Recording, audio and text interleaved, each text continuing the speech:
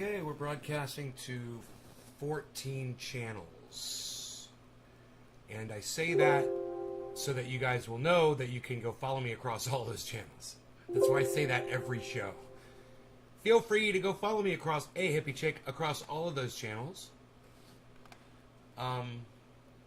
So that you'll get notified when I go live. Even when one of those channels goes down, there's others. So if you're missing my shows, you're probably missing that message. So, there we go.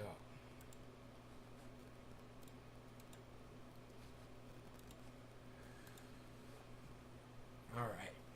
Kalen, what's up? Hippie chick, thank you for the digit. Yes.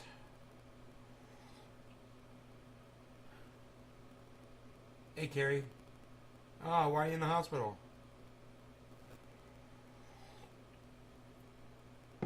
Hey, Karen. All the ladies and Calum. What do you guys think of that? Let's refresh the chat. So I don't have a chat number again. And,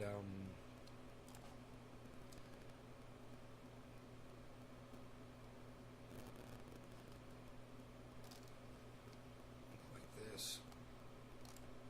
And like this. I think that's good. Okay, there's my chat number. Very good, very good. Those plants are beautiful. Thank you. Thank you, Russell Lobb. Whoever you are, new person in my chat.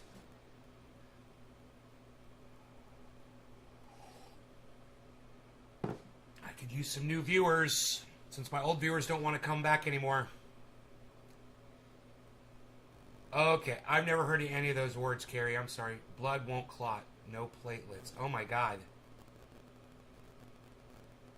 You won't get blood clots, so if you get cut, you could bleed to death? It's horrible. It's so scary.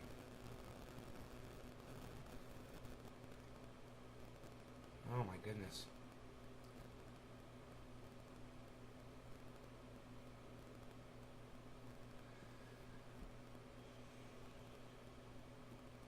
You almost lost your leg? Holy shit. What a nightmare.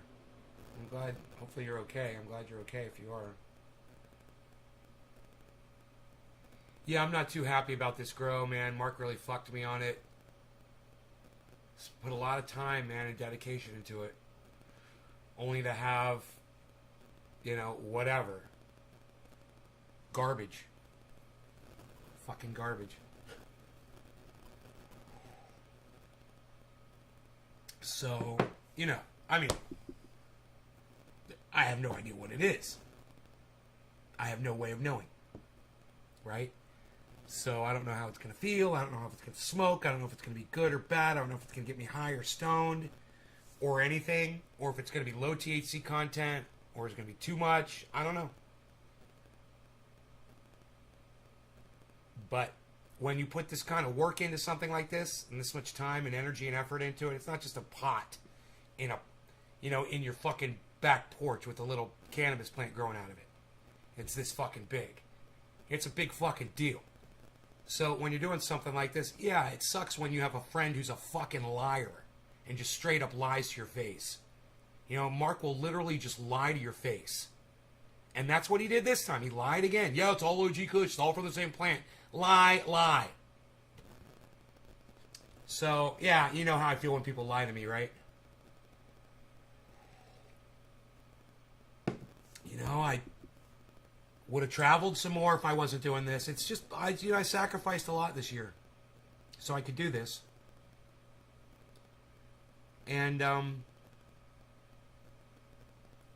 you get fucked, man. This guy fucked me. He won't come over and help. He doesn't come over and water the plants.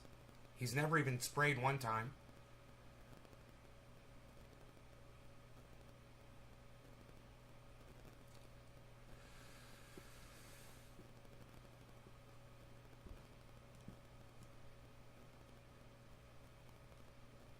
You must have missed some stuff. Yeah, it's not OG Kush, bro. They're all different plants. I have no idea what they are. It's not very impressive. Especially after going to oak trees and seeing his trikes that are developing and looking at mine and realizing that I've got strains that are just bunky, you know? And I don't even know what they are.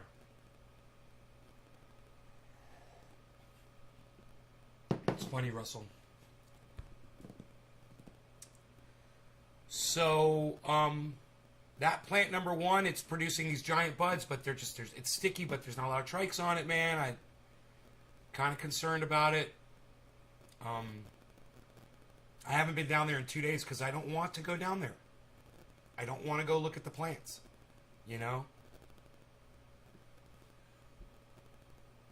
Well, the problem is, you know, I don't know what they are.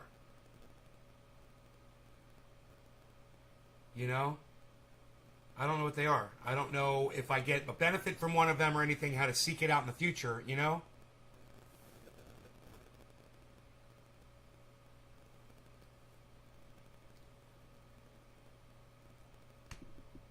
Plant number 1, plant number 2, plant number 3, plant number 4, plant number 5, plant number 6. That's what I've got. You know? And in the goddamn grow downstairs, there's all different kinds of plants down there, man. I don't know what any of them are. They all look different. Why would Mark fucking lie? So I'd put the plants in my grow. That's why he'd fucking lie. And when somebody says, hey, they're OG Kush, you know, they're Girl Scout cookies. They're fucking, it's the goddamn, you know, it's San Fernando Valley OG. You know, you're like, yeah, great, let's grow that this year. They mislead you, so he got to use my goddamn grow. That's why he fucking lied to me. So now he gets the, you know, the use of the grow. He gets a few pounds of cannabis. It doesn't cost him anything. He hasn't been over here doing anything for them. You know, and he gets to walk with, you know, 6 pounds or whatever for all my trouble.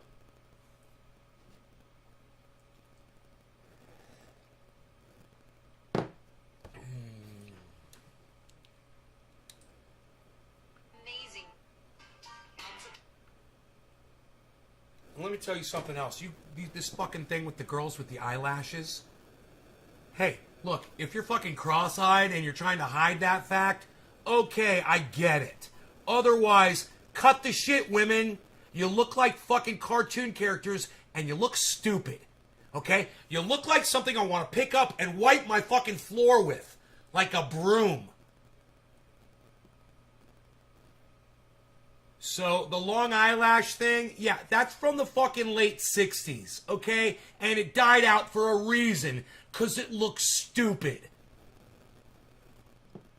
And I just want to tell all these dumb fucking cunts out there that are doing that, hey, go stand in front of a mirror for fucking 10 seconds and look at how stupid you look, you stupid fucking cunt. Are you fucking kidding me?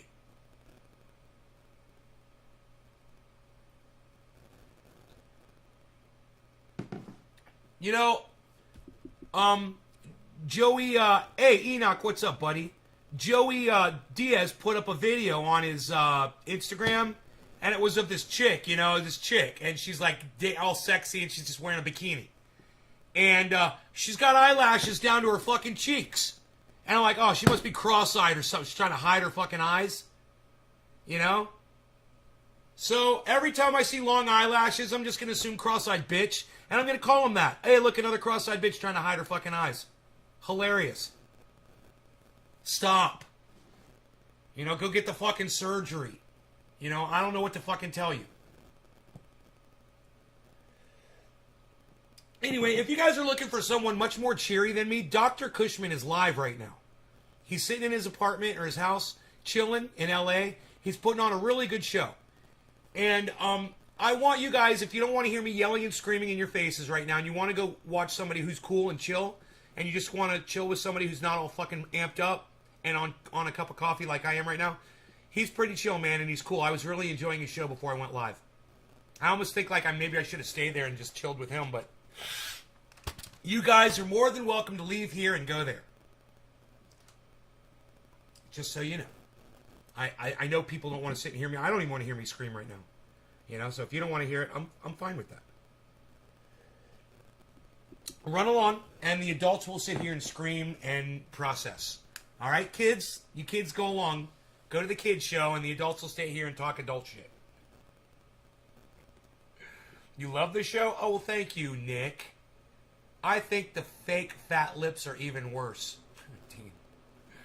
Yeah, they are just as bad. I would say fat lips, stupid eyelashes, same thing. You're trying to make up for something.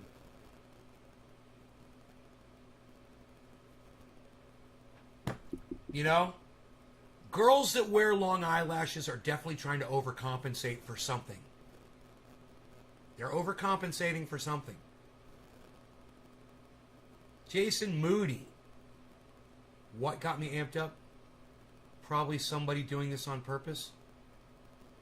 Don't be so presumptuous, bro. Nobody's done anything on purpose, bro. I came in here and I just was talking about some stuff. You think I'm that weak-minded of a person that if I'm in a bad mood or if I'm yelling or I'm processing, that it's because someone made me feel this way? Is that how much of a pussy you really fucking think I am, bro? You calling me a pussy? What exactly are you trying to mean by that fucking statement? Nobody said anything to trigger me, dude. I came in here and I'm talking about some shit that fucking pisses me off. Welcome to goddamn Nays Garden, bro. Kirk. Thank you, Kirk Conger. I appreciate you, bro. Billy, reminds me of wax lips. Remember that? What the fuck was that crap? I know, didn't you fucking eat those or something? I can't remember, man. I can't remember wax lips. Fucking weird shit. I can't remember. I was too young. Anyway, like I said, man, I highly recommend Dr. Cushman. For those of you who want a nice Jason's like, my bad, geez. It was your bad, bro. Don't be so presumptuous, man. Don't assume that I'm so weak-minded. You know, that I came here to be fucking trolled. I'm not here to be trolled, bro. I'm here to process some information. Just because I'm spouting off some shit doesn't mean some troll had a fucking hand in it. Don't assume that shit. It was your bad. It really was your bad. Now you're the one that got fucking called out, you know? Isn't that funny? You wanted it to happen, it happened to you. It's almost like you were begging for it, Jason. It's almost like you wanted it, Jason. Isn't that funny? Isn't that funny? It's like you wanted me to yell at somebody and it ended up being you. See how that worked? What's up with ASMR ear licking on Twitch? How the fuck is that legal? It's fucking nuts. I don't know. I saw that ASMR stuff. I had to look it up to see what it meant. And I was like, this is the opposite. Whatever ASMR is, this is the exact opposite of this. So I just want to... I want to congratulate... I should go, I'm sorry, I got to go. You're hurting my feelings. Later, Jason. Don't be so moody next time. That was a long setup, I know, but it was worth the punchline. Oh, fuck! Dude, that was the best fucking live stream chat joke based on someone's name I have ever pulled off. That was the fucking best. I'm still applauding you guys for not being such pussies and going after the ASMR bullshit. No, you don't mind when somebody's a little passionate and angry and fucking processing some fucking emotion, some raw, real emotion. And I'm a little frustrated today, so I'm yelling and screaming a little bit. Yeah, let's do a dab or a bong rip. What do you guys say? Your meth TikTok video? I haven't seen it yet. Billy, what did you do? The wax is sweet and flavorful. Yeah, I thought people used to, like, eat on those or something. Alright, so, I don't know where I heard that. Isn't that weird? So, wow. Hey, everybody just calm it down. Hey, Dommy Dom. Hey, Dom, I saw you over there at Dr. Cushman's. You said Nays Garden. Thank you for that. He always gives me a shout out. He's so good, man.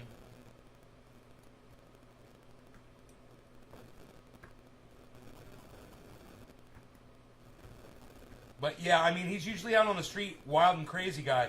But today he's home in his house doing dabs, just talking to the audience, real chill stream, man. You guys would like it, man. I know I went live. I only saw one of you over there. It was Dommy Dom Dom.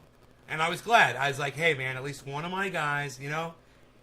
If I died today, dumb would be watching somebody on fucking YouTube that's live. You know? And that makes me happy, and that's why I tell you guys about these other podcasters. I'm not the only channel, guys, and I want you guys to, you know, I'm not going to be around forever, and there should be other people that you guys watch, man, and why not be people that I recommend? The people that inspire me, the people that I love, the people that I think are going to make you laugh or enrich your lives or educate you, you know? And you're getting it right from me, bro. And if these people, that's the other thing, if these people are enriching me, why the fuck do so many of you feel like they're not going to enrich you? You give them a chance and you just don't get it, so you move on. Man, that's not what podcasting is, man. You develop a relationship with a podcaster over time. You don't fucking put all your eggs in one basket. You don't put all your eggs in one show and give this guy 5 fucking minutes to impress you. And if he doesn't, then you're out of here. Let me tell you something. If you're like that, you're a fucking piece of fucking cunt garbage. That's what you are. You know, you got if you see something, you like something, whatever, you're on Twitter, it made you laugh, it made you giggle, and you give it a like and you keep going and you don't follow that person, well, then you're never going to see anything else that they probably put up on Twitter. See how that works, man? When you guys take that moment to go that extra step, you get introduced to so much more. And, you know, if you want to sit home and watch, The Price is Right, you know, or mainstream media news, or whatever the fuck on YouTube, I don't give a fuck, and you're happy with that, fine. You know, if you want to spend your life and do fucking get nothing done and just be pathetic and be sad your whole life, fine, man. That's fine. I'm not going to force you to do anything you don't want to do. But I get so much out of podcasts from other people's podcasts, man. I don't just... And I'm going 3 times a day, and I still have time to fucking tune into other people's shows. You know, when they're live, I love seeing that. But then again, you know, I like podcasting. What can I say? I like being an audience member, and I like being the guy that's doing the podcast. I like both of them. You know, it's fun for me. And I realize it's not as fun for other people. So whatever it is you're into, whether it is what I'm into or not, cool. You know, when I'm gone, you'll have access to whatever the fuck, and you'll look for things, and you'll know how to find them, and it's not on me to have to introduce you to these people and shit. But it's just a shortcut, you know? Just a shortcut. Just like Hill D, you know, it's a shortcut to making your life better. Some of you might not want to hear it from me that you should be wearing masks or go get your vaccinations. But go listen to fucking gorgeous Hill D, who just lost her father to COVID, and maybe she can entice you into doing it. You know?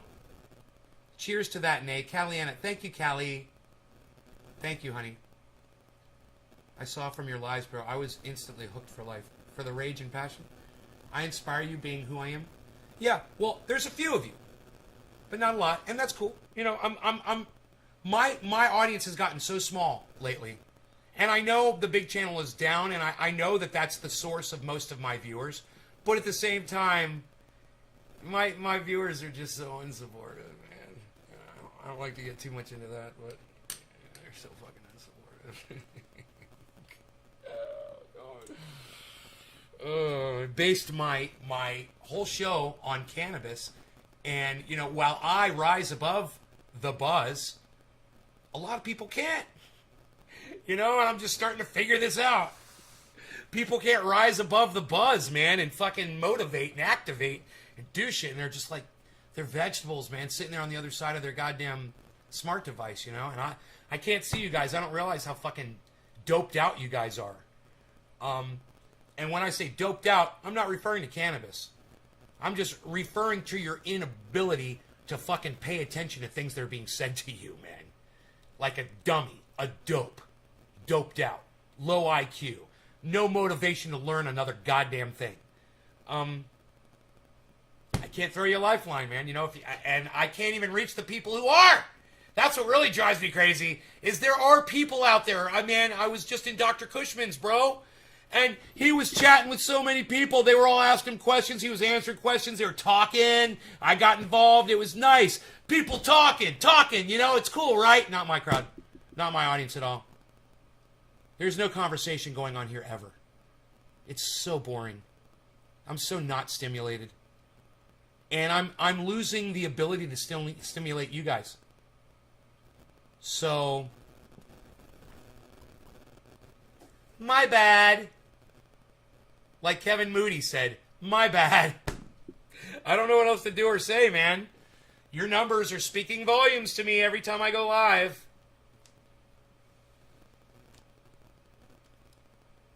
And whether or not it's like, oh, well, I only catch you on the main channel, or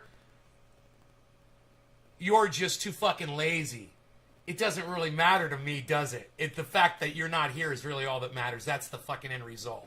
And it doesn't matter what the fucking reason is, because I know there's so many reasons why some people don't show up. And sometimes it's got nothing to do with me. I'm just sick of fucking trying to figure it all out, man. You know? I'm all over the place, and it's not the same thing every show, and if you can't deal with that, you can't deal with me, I guess.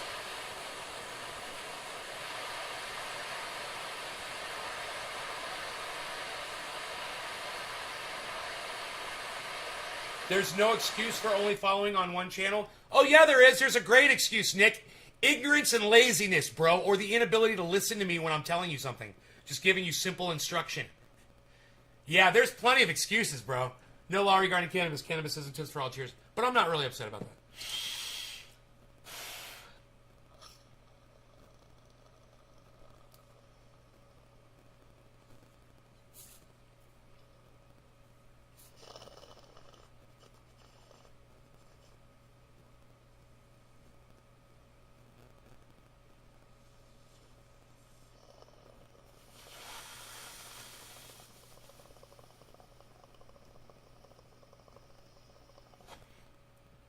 A lot of people think they're going to get a bigger hit if they stick this into the oil.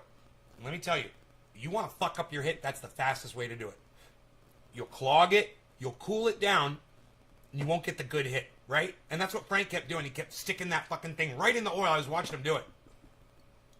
Trying to get a huge hit. You want a huge hit on a nectar collector? Just touch it to the pile, barely. And the pile where it's touching it will melt and stream right into the nectar collector tube. You stick it in there, and then the whole tube gets caked, oiled up, and literally clogs up. I just tried to hit out of this thing. I had to unclog it because they were fucking misusing it. If you use it correctly, you won't have those issues. You know?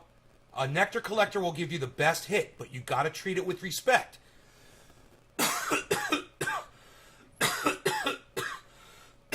It's about getting that tiny little stream of oil to just touch the metal in one spot.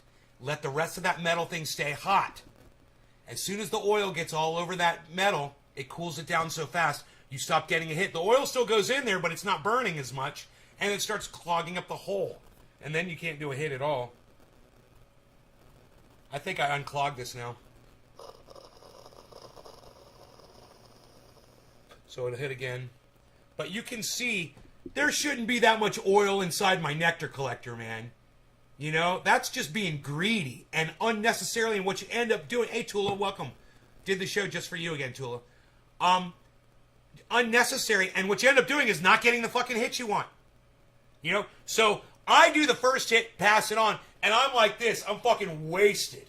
And they want to keep doing hits and keep doing hits, and they're not fit. They can't figure out why they're not getting high and why I'm so fucking high. You know? Hey, man, you want the best tasting hit you've ever hit? Get a fucking nectar collector. Get a water-cooled nectar collector. I can't see using anything else, man. Whether I'm in California, here at home, at my mom's house in Orlando, all my friends around, we all use that nectar collector. How do you clean it? You take it apart, put alcohol in it, you rinse it out, you put it in a little dish, and then you evaporate the alcohol, and you save it, and you make triage oil out of it. There's plenty of oil in there. You could smoke that oil. That's reclaim. That shit right there will probably taste good. It's probably still got terps in it and everything. But, oh, what a horrible waste, man. That oil should still be there. What a horrible waste. None of that oil got burnt. None of that oil in there got burnt, man. It walked right up that whole tube. Like a straw, like sucking Coca-Cola out of a glass.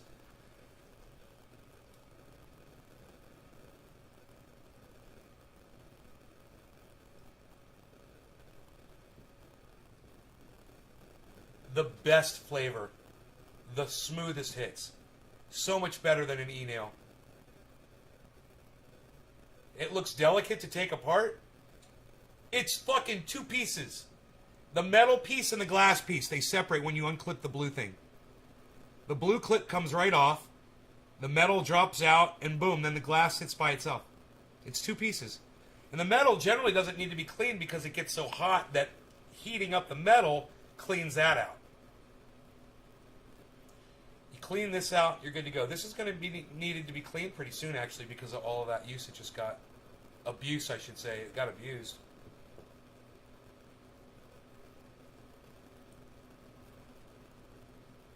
But when you guys are using a nectar collector, remember that. Don't just stick it in the pile.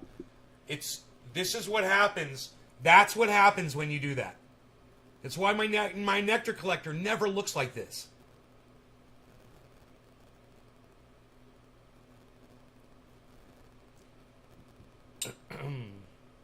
But I recommend, if you want to do dabs, man, that's the way to go, man. The nectar collector is so good.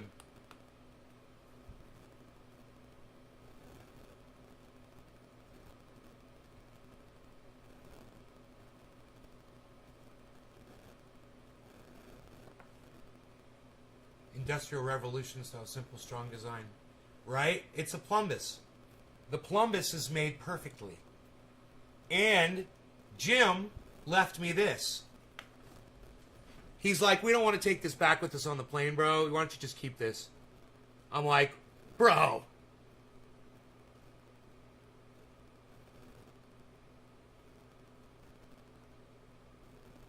I'm hoping it focuses here soon. There you go. Diamonds, guys. Jim gave me diamonds, bro. Look at all that. Fucking crazy. Do you save the reclaim? See, this is what I mean. You're not listening to me, Karen. I'll say it again. You take the reclaim, you make triage oil out of it. You can smoke it.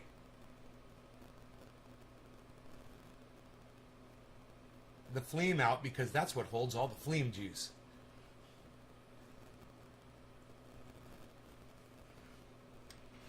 And phlegm juice is bad.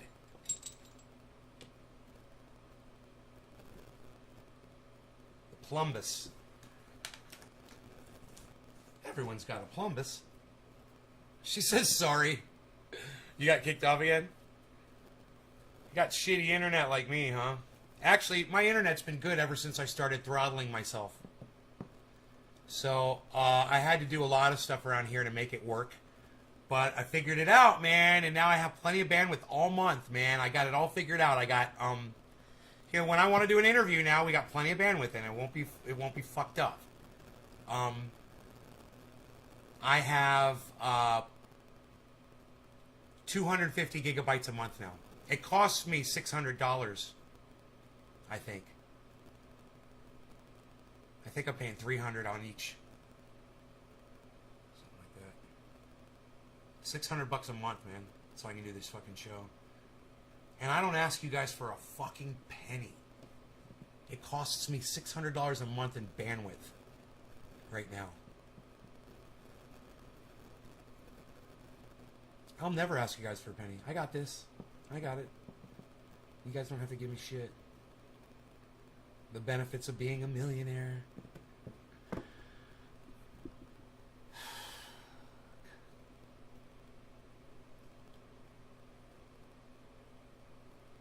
I wonder if those cunts at PG&E ever gave me my money back.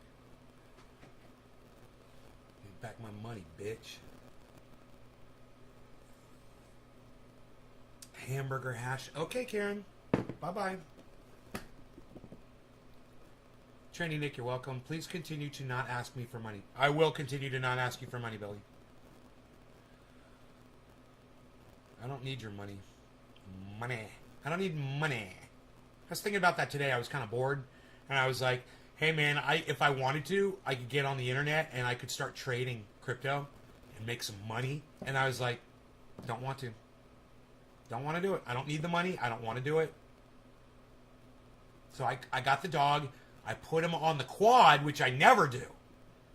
And I took him for a drive. We went into town on the quad. Went up to the store. Saw my store. Saw the mail lady. Asked her if I had any mail. She said no. We turned around and we came back. It was nice. We had a nice drive. Me and the doggy. He had fun. He's exhausted now. I took him all over the place today. Took him for a hike this morning. You know, it was nice. I haven't been working out. I kind of hurt my back a little bit about a week ago. It got better and I started working out again. Everything seems fine. But I've just been taking it easy for the last few days. And I haven't really been assessing my progress at all. I haven't been looking at myself. And just kind of just taking a little break, you know. But I miss it now. And it's like I want to start doing sets again. I want to start.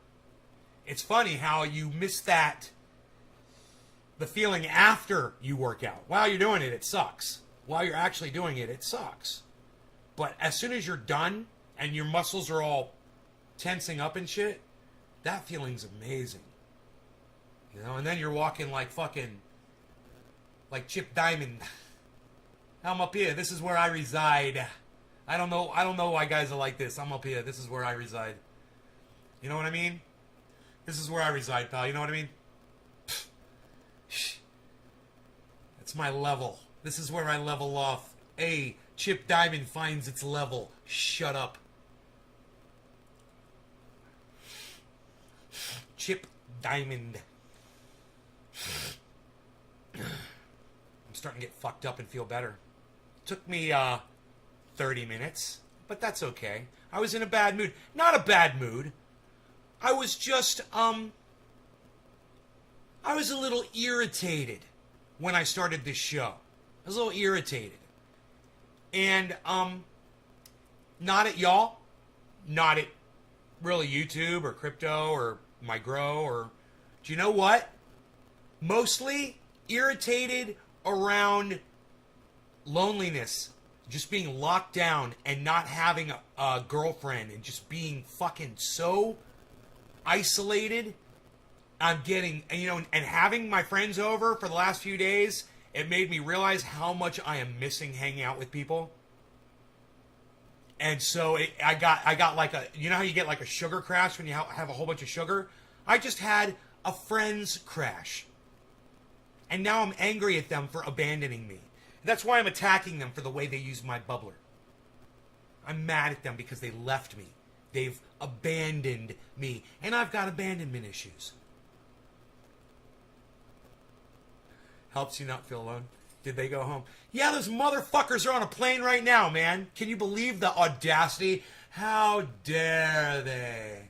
I didn't even realize why I was so irritated. I just figured it out. I'm like, why am I lashing out at Frank, man? I love that guy. I start thinking about it. I'm like, oh, I'm mad because they left. When I was dating, it was very important to do 50 push-ups before I left the house. Pushes your chest and arms out temporarily, that little bit extra. When you were dating? That's funny. 50 push-ups before you left the house? I usually do 50 cranks before a date, bro. 50, 50. It all works. You know. We didn't smoke enough, lol. Damn, we didn't smoke enough, lol. That's funny as fuck, lol.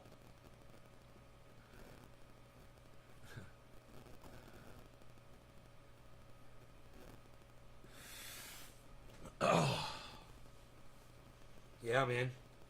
Maybe do some fucking reps.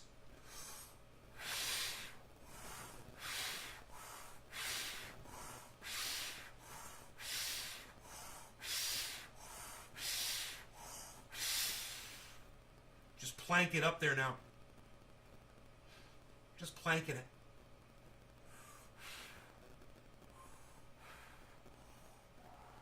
Wonton soup! Oh, dude! Man, my ex-girlfriend Donna used to make me wonton soup, man.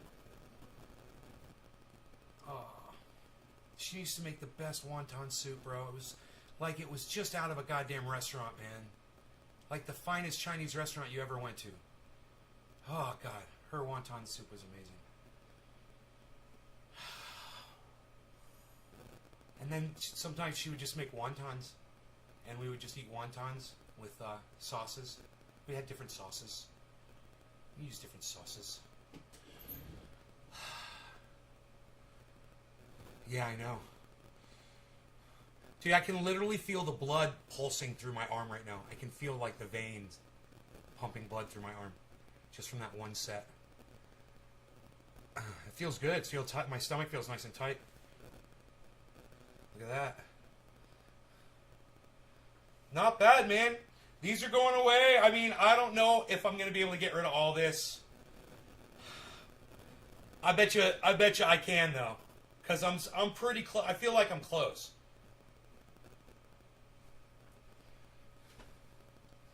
Joel, what's up? Wonton soup is awesome.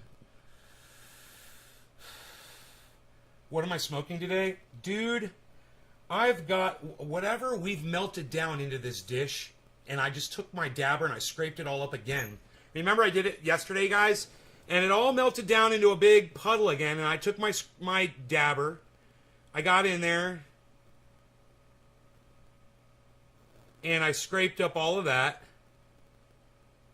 And I'm just sticking the dabber around those.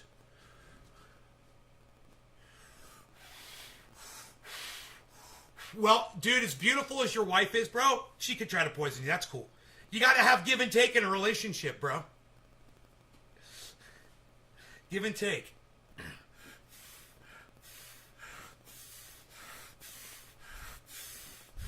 God, I miss that feeling, man. Ah. You know what I mean, bro-tato chip? Bigger's better, bro. You know what I mean, Professor? Feels good, man. God, it's been, I guess because I had guests over and shit, you know, just taking it easy, and now it's like I want to start doing this again. Oh, and you know what? They're the first people to say something to me about my weight, Frank and Jim. They both, as soon as they saw me, they said, bro, you have lost some weight. You look fucking great. I was like, are you kidding me? Come here. Bring it in. Give me a hug. I was like, you guys are the best. No one's told me that yet, man. I've lost 30 fucking pounds. Nobody said a word to me. I mean, people in my audience have, but nobody in real life has. Nobody. I have to say to them, hey, man, I've lost some weight. What do you think? And they're like, I must wear fat well, man. You know, nobody can fucking tell that I've lost weight.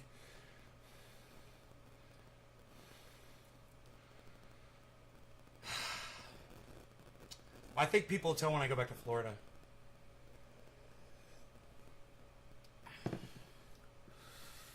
Take my shirt off at the beach. They're definitely going to be able to tell then. They're going to be like, man, that good-looking muscular guy over there's got hair and a beard just like... Oh, my God!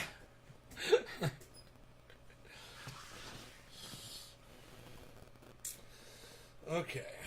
What? Ain't nobody's trying to do that anymore, pal. What are you even doing? Nobody's even doing it. Dude, let me know if that's bothering the computer sound. Computer, stop. Bro. My buddy Dave Humans, my buddy that I was hanging down at the beach with, that I made this pact with, that I said I'm going to get a six-pack, he just texted me yesterday during the live show. And him and I were texting back and forth, and I said, bro, do you remember that girl? Because he's not really like all in on it like you guys are. Because I've been telling you about this for months, and he only heard it one time. It's like, do you remember when I was down there and we were throwing the Frisbee around, we saw that girl that sticks her belly out? He's like, I just saw her last week, bro. He was laughing in the texting. He's like, I just saw her last week. Why? I'm like, you remember I said I was going to go back to California and get me a six-pack and come back and fucking pose up in front of her? And he's like, and I'm like, well, I got a two-pack so far. He's like, send me a picture. So I sent him a picture. He's like, right on, bro. It's like, right on. I'm like, yeah, it motivates me even more. It motivates me even more to do this. It's so fun. It's so funny. If it wasn't a joke, I probably wouldn't be doing it, but I'm so dedicated to humor. That's how you fucking do it. You find what you're most passionate about in life and then relate that to your workouts. Somehow relate it over. What's the thing you're most passionate about? Right? And then just shift it over a little bit. I'm passionate about being funny and entertaining people, right? Then I'll just shift that over. I'm passionate about cannabis. We'll just shift that over while I'm smoking cannabis. I'll fucking lift myself up out of my seat like this a few times. You know? It's getting easier and easier. It's getting fucking psychotically easier. To do that, I'm going to have to start putting weight in my lap to make it more of a challenge for my arms. I'm going to have Rogie sitting on my lap. That would be impossible, I'm sure. Lift myself up with Rogie in my lap. Oh, but I had to lift Rogan up the other day to put him in Jim's car at Oak Tree's house, and they were laughing about it. They're like, Nay, now we know why you're so fucking built up now. You got to lift that dog up all the time. And I went to pick up Rogan, and I kind of straightened my back out, and I kept my ass down when I did it. And I picked him up, kind of like a fulcrum. And, dude, I just scooped him up. It was so easy. And they were all like, whoa. I was like, boom, boom. I put him down. I was like, man, this is fucking easy. This is great. You know, having these muscles is cool. It makes things easier. Market up some supplements now. Nays 2-pack for sure. Yeah, let me tell you, you're gonna get your, you're definitely gonna get your 2-pack like this. Now, some people call it a 2-pack. I like to call it a 2-pack. But you're only gonna want to snort half a line of Nays 2-pack for sure. You're only gonna want to snort half a line because it is so ultra potent, and you will definitely build the muscle tone that you desire. You're gonna get it. You only snort half a line. I saw Kyle Kalinske talking about Alex Jones when he was younger.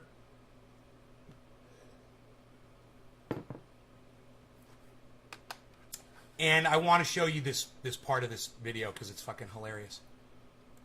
Now that I think about it.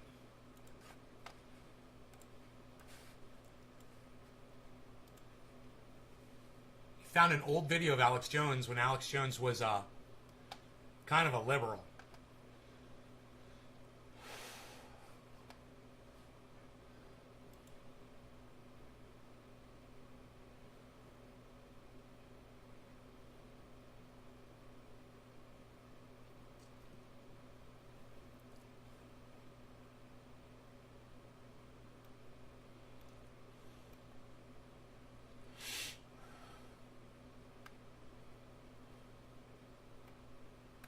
Oh, I must have been on another video watching it. On another channel, I mean. Okay, no problem.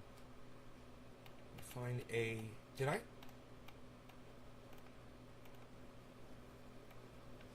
Okay, secular talk.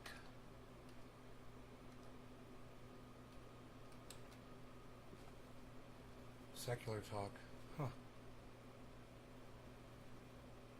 That's weird.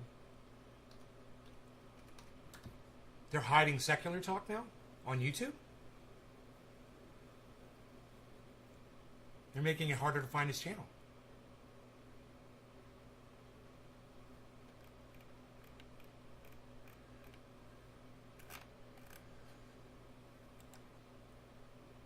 So, a couple things we're going to point out right off the bat here.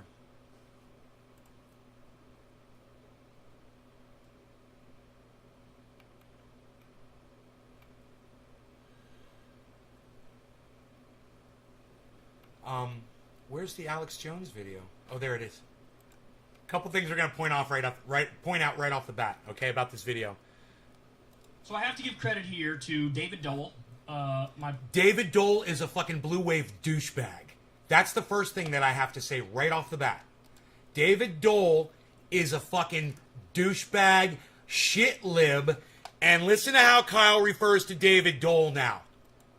So I have to give credit here to David Dole, my buddy of the Rational National, my buddy of the Rational National, my buddy of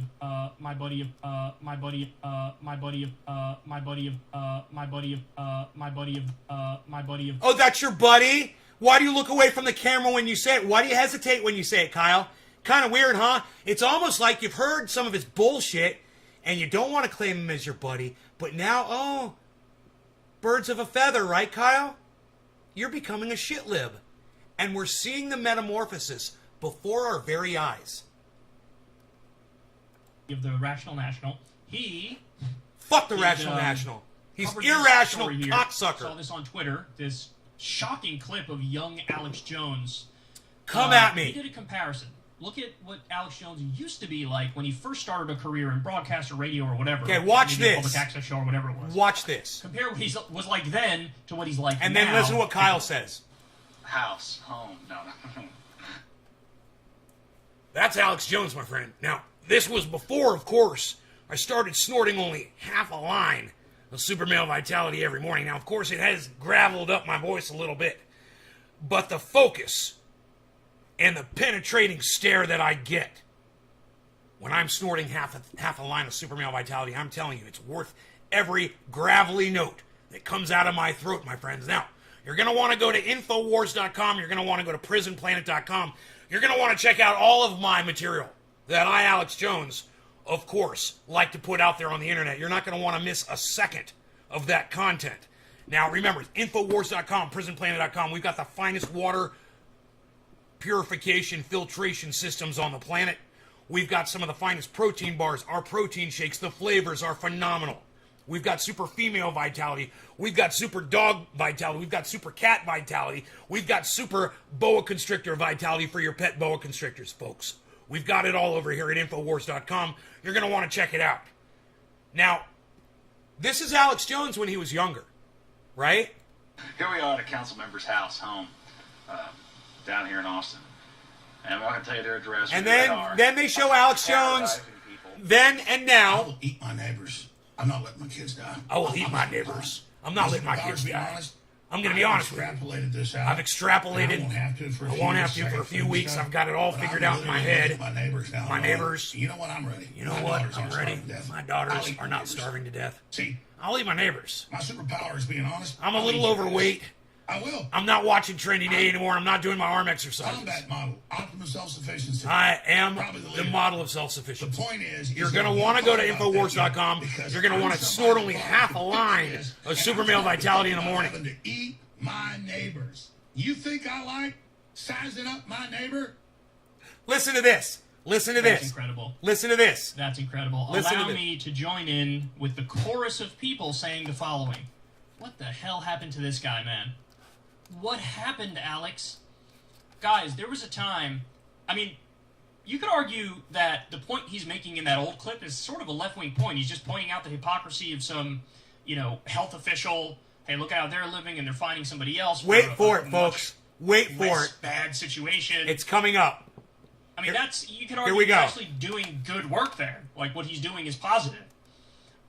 Fresh-faced, a lot of people are pointing out, sort of good-looking. Kyle, you look like a fucking pinched-faced monkey, okay? You are the most unattractive person, and you make yourself more unattractive with your stupid, moronic Forrest Gump buzzed haircut. You look like a cuck bitch, Kyle. Okay? You look like you're eating sardines that are rotten.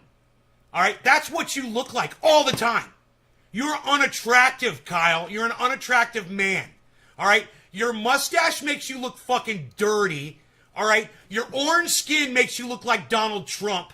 And you look greasy and sweaty and disgusting all the time. You're not an attractive guy. Do you want to see a guy who looks good? You want to see a good-looking guy? That's a good-looking guy right there. When Alex Jones was younger, he was a good-looking guy. I'm going to give this motherfucker credit. When he was younger, he looked good. He had it going on.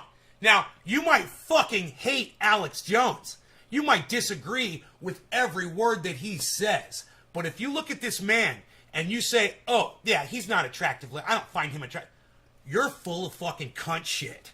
You're a fucking dead-ass liar. He's a damn good-looking man.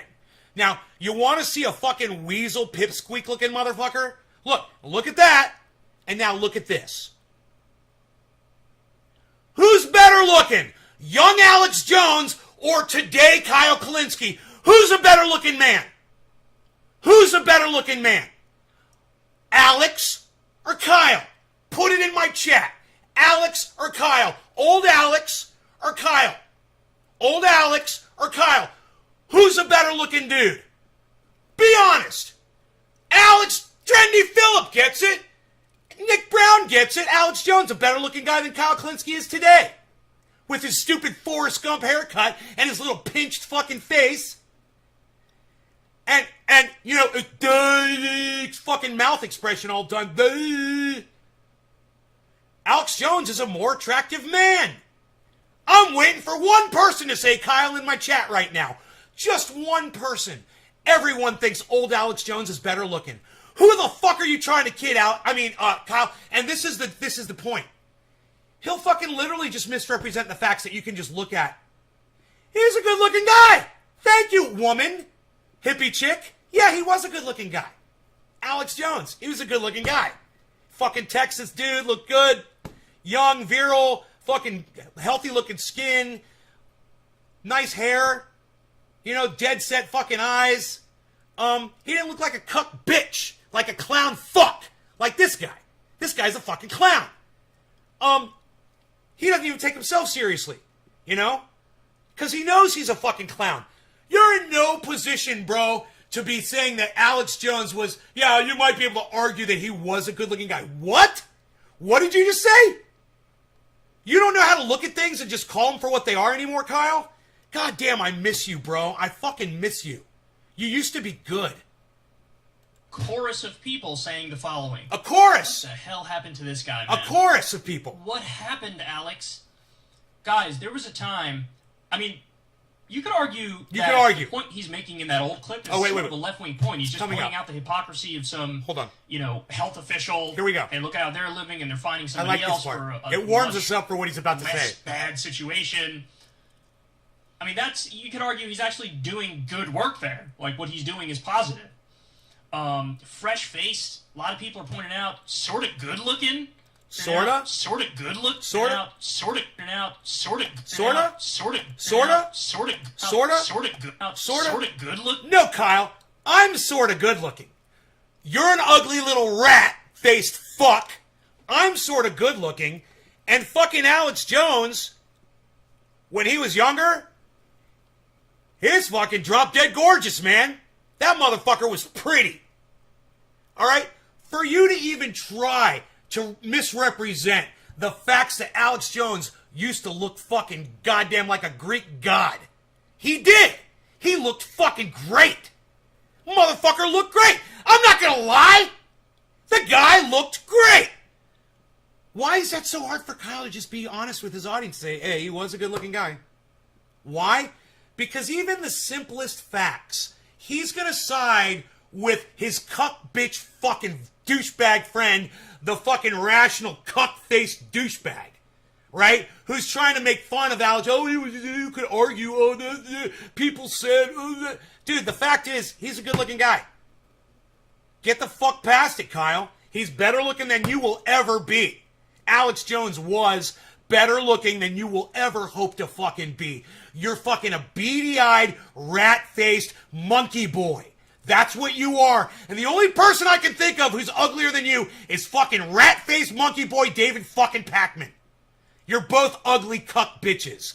And this guy right here, well, shit, if you guys looked half as good as him, you'd probably have 10 times as more followers like he does.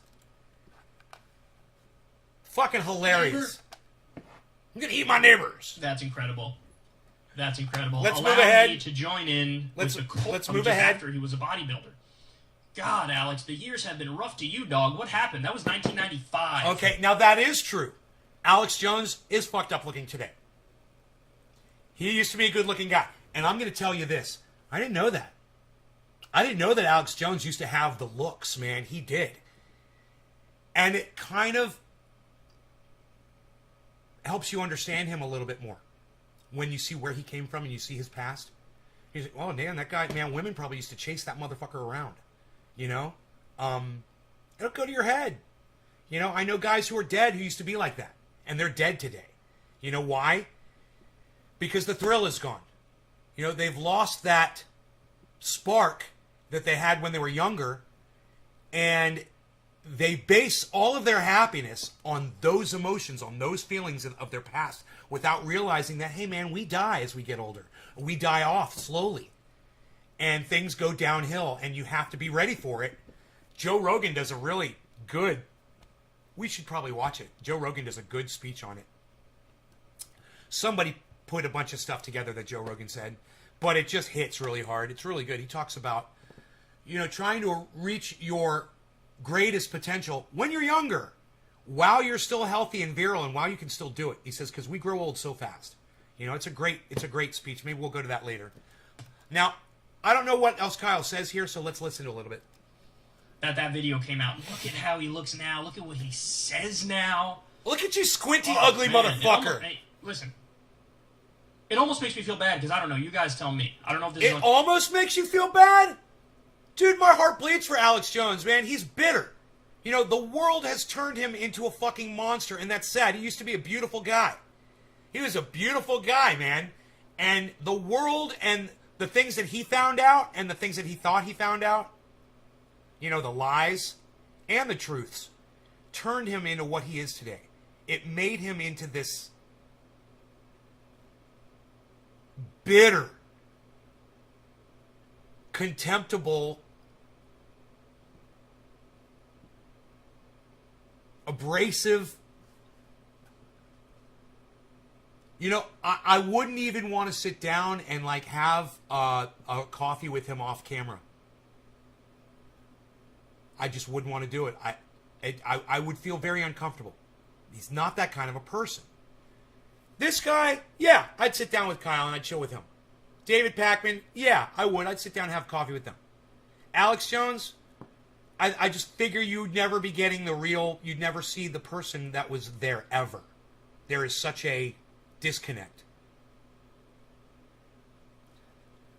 So I'm just talking here about aesthetics. I'm just talking about the way people look, and I'm talking about the fact that he can't seem to get past the fact that Alex Jones used to be a real good-looking guy. He hates Alex Jones's narrative so much that he can't even admit it, that Alex Jones was factually, documentably better looking than he'll ever be or he ever was. And I'll admit it, yeah, Alex Jones was better looking than me. Fuck yeah, dude. You take me at my best, when I was the sexiest and I looked my best, Alex Jones was a better looking dude than me. The girls would have selected him over me at my fucking best. And Kyle can't seem to admit that. It's fucking weird. Isn't it weird? So he's lost his ability to be honest with you. Unfair or not, but he might have serious, psychological issues that he's dealing with. Oh, he does. Alex Jones does have serious psychological issues that he's dealing with, and it's sad. And we're all watching him explode in front of all of us. It's sad. I hate seeing it. He used to be amazing. And now he's a joke. And he helped inspire that goddamn January 6th riot. All kinds of shit, man. There's everything about Alex Jones today sucks. It sucks. I've sort of aged him a lot and, made him get more and more extreme. But that's something else. There was a time, a lot of people in my audience might not remember this. The old school Secular Talk listeners will remember this, but there was a time when it was, everybody thought Alex Jones was... Oh, we missed 710. Cheers, guys. Because during the Bush administration, he hammered them. He was ruthless. Oh, I did watch this. He was vicious. I watched this. He, thought they were the faces of the Illuminati and the New World Order, and the neocons were evil. The Bush administration is massively anti-war. Alex Jones was anti-Bush. And anti-war. He was one of the big proponents, of course, of the 9/11 conspiracy theories, which said that Bush and Cheney and the administration did 9/11, and so most of his show back during the Bush era was beating up on the Bush administration, no longer beating going to up on neocons, and positioning himself as anti-war. So there was a time when everybody thought, oh, Alex Jones, he's like that left-wing conspiracy theorist. And you're seeing, by the way, again, 1995, that's the era even before the Bush era, of course, early 2000s was the Bush era. But man, it's crazy to see, isn't it? But obviously over time, when Trump came along, he sort of hitched his wagon to Trump and went full, MAGA, fake populism. And under Obama, of course, it felt like he had somewhat reasonable criticisms of George W. Bush, Under Obama, he went full, like, you're a demon. I remember him covering a segment where there was a fly that landed on Hillary Clinton or Barack Obama, and he thought that was evidence that, like, they're demonically possessed. We've covered more Alex Jones segments than probably anybody in new media. I mean, you type in secular talk Alex Jones and just have a field day. Go watch the 100 segments where we covered things that Alex Jones said. But, yeah. Because you're a bully, Kyle. You're a bully, and you were bullying Alex Jones. He was an easy target for you, because he was lying. It's true. Time has not been kind to this man, that's for sure. Not only not been kind to his look... But you know what, Kyle? You should punch up, bro, not down. Take some advice from your friend Jimmy Dore, who's no longer your friend. But has not been kind to his ideology. Because he went from somewhat lefty and clearly his feet were on the ground to floating up there in space somewhere, touching Neptune and... That's true. Making incoherent arguments and saying creepy things like this. That's true. That's true. So I give Kyle credit when he deserves it, and I will knock Kyle down when he deserves it as well, because sometimes Kyle misses facts. And to say Alex Jones, was supposedly a good-looking guy, or people claim he was a good-looking guy, and now be able to just sit there for yourself, Kyle, and look at something. Look at an orange and say that's an orange. Look at a Volvo and say that's a Volvo. Look at a good-looking man and say that's a good-looking man. That's the kind of guy I would see on the cover of a magazine. That's the kind of a guy I would see trying to sell me something on TV. Or that's the kind of guy I would see as a newscaster or a podcaster with a huge following. It's an inability to see the truth anymore, and Kyle is slowly falling down this hole where he can't see it for what it is. All he's got is blue flags around him now. And that cuck bitch, that cunt that he says is his buddy, the Rational National, he just wants to suck that dude's dick. I mean, that guy is just as bad. I watched just a segment from that dude not too long ago just to see where he was at, and I was like, this is fucking pathetic. I was like, I can't watch this shit. This guy's he's so narrative. That means he's not being honest with you. That means he's trying to alter the facts or alter his perspective even, just so it kind of, it coincides with what Joe Biden is pushing down your fucking throats. This is where Kyle is headed.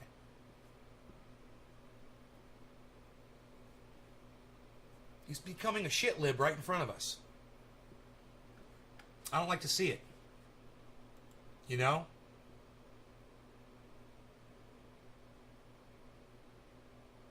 Richie Medhurst is live. Graham Elwood is live. Grammy Graham. With Ron Placone. With only 113 people watching. Thumbs up. Oh, they already got 92 thumbs ups, though. Like 5 times. Everyone gave a thumbs up. I hope to see him soon. My wife has never seen the E Street Band, so I'm hoping that's something we can do together at some point when he tours again. Cat B just put in the chat, Ron listened to Thunder Road live at the Hammersmith Odeon London 75. Perfection. Oh, yeah. I will. Thank you for that. I really appreciate that. Yeah, some of those shows, I've seen some of the live footage from, 76 and stuff. They released some of it not too long ago, but... Yeah, I've heard, those shows from,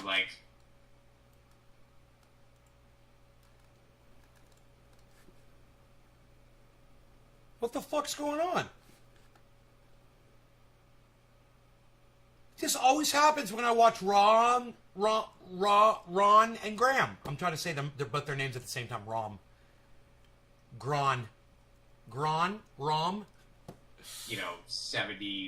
73, and then when Born to Run was released. When I watch these two guys, it always does that. Was 75, I think, and then the Born to Run tours around that time. Those were just top-notch shows from start to finish. So I've been told. So I hate that motherfucker. Totally. He's one of those guys I gotta see. You gotta see him. Yeah, fuck him! He sucks! I hate him! Second to none. Highway spread with broken legs. Let's transport drive. I defend because there's no place left to hide. Together we all live. Street Band. Fuck the His book East was Street pretty Band, good. I Ron. liked his book. Love you. Hey, no disrespect. I remember too when we would go on the road, and anytime we'd have a rental car that had a Sirius XM satellite, we'd listen to what's his name, who was in Sopranos, that was in the East Street Band. Steven Van Zandt. You know, I'm always suspect of musicians who like singers who are horrible fucking singers. He, became an actor and a screenwriter. Fucking go live, man. And that's kind of like what radio used to be about before it all got homogenized and like it's a bunch of computers now. But that used to be what. Oh radio God, I really hate was. fucking And Bruce now Springsteen that's so sort of bad.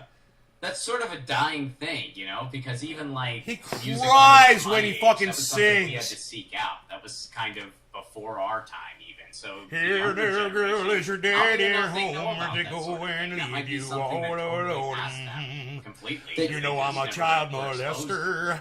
Yeah, they should, and they should, yeah, because they I'm should a listen to rapist. those Sirius XM. You guys like channels, 'cause that? That's I'm a what I rapist? grew up with was the DJ. Fucking Was the pink curator, Cadillac, the pink radio Cadillac, DJ moving would, down the street, played pink their Cadillac. What, style of dude? music and, Your and, music sucks. And you get the late night guys. God, I or the fucking weekend hate guy Bruce who really Springsteen. wanted to tell you a story about this song and this album and how it was made. Wow, beautiful I sunset remember tonight. that. Especially too when I would listen Beautiful. to like jazz stations. They would Just really barely see it out there. talk about the jazz stations. Right I there. love that, especially when I moved to Chicago from Sunset. Wisconsin when I was 12. The jazz Beautiful station night. would like, Oh. tell you this whole. There were certain shows. God, And let then there me was a get a really good good jazz picture station for in once. LA when I moved to LA, and they would have like Friday nights were salsa night, and they'd play salsa music and tell you the story about that. And then they had a big band DJ and just played big band and would tell you about Benny Goodman and all this. Like it was really. And the old school rock guys were like that too, and that's what Steven Van Zandt brought back to those. And you turned me on to that channel. Cool, man. When we were on the road, Yeah. and they would tell great stories about the history of the music and the band. And this guy came in, and it was just really. Especially Steven, dude. I mean, when he's on the mic, I mean, he is like an encyclopedia of music, and he's a really good DJ. Like, he has a really good voice for it, and he's just really, he's just a really likable guy on the mic, and it's just, it's so cool. Like, that station is just such a brilliant station, and, like, I used to have Sirius, I don't anymore, and it's, like, the one thing I really miss is that station. Like, that was the only station I listened to eventually. Like, it was just, like, I'm sure there was other good stuff, but I just love that station, and I just, like, would only listen to that. Yeah. I would listen to, you turned me on to that channel, then I would listen to the Pearl Jam channel, and then I would listen to various, like, Well, Pearl Jam. the Let's 90s talk about. at 9. Let's talk about Pearl Jam. Whatever. Let's talk about Pearl Jam. 9 on 90s, or each one of the Jeff channels they had, Jason and I was like, Weekland, Paul That's H. right. So I could listen to baseball when I drive Trendy around. Phillip. Yo, Jeff Jason Weekland, what's up, buddy? How about, all right, let's, everybody hit the like button, share this out on your social media, ladies and gentlemen. And I will answer the Rockfin tips when we're done with this section. And then I do have a segment that I will be doing. All right. Here's my movie, Ron Placone. You will never find a more wretched hive of scum and villainy. Don't look in the chat. No, I'm not looking in the chat. Is that one of the Star Wars? No? Yes, it is. Oh, it is? You will never find a more wretched... Obi-Wan said that, so it's a new hope. Yes! Yeah, baby! Holy shit, we both nailed it this time. Oh my god! It's never happened. We've never had both guys get it out of the gate. That's amazing. It's when he goes to the cantina, right? Like, they go to the cantina, and that he says that to Luke, right? Like, he's like, you'll never find a more wretched hive of scum and villainy. Yeah, they're up before they go into Mos Eisley, and he goes, Mos Eisley, you'll never find a more wretched hive of scum and villainy. Yeah. And then they go in, and that's when he does the Jedi mind trick. Yes. He's like, he gets them in you there. don't need to see his passes or whatever. Yeah, yeah. These aren't the droids you're looking for. These aren't Yes. the droids you're looking for. Yes, and he takes the droids. And I think in like when they released the unedited version of that movie, you actually Han Solo meets with Jabba the Hutt Let's talk about Pearl Yes. Jam. around that same time. You You Love probably Names, saw. Jimmy Shark? You obviously didn't see the original first. You saw the re-release in the '90s, right? Yeah.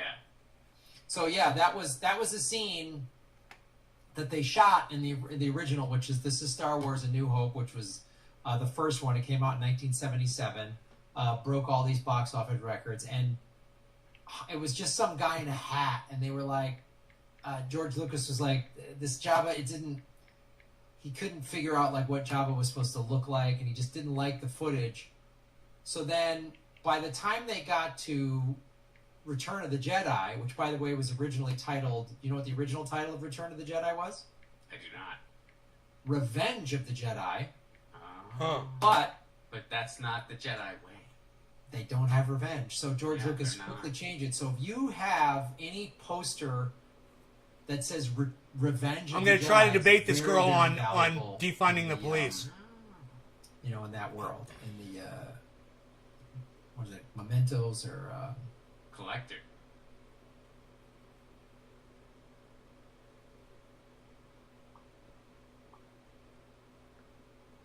Huh.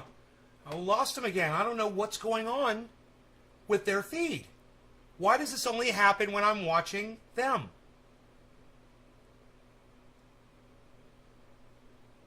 My cat peed on a $1 million Star Wars comic. $1 million Star Wars comic?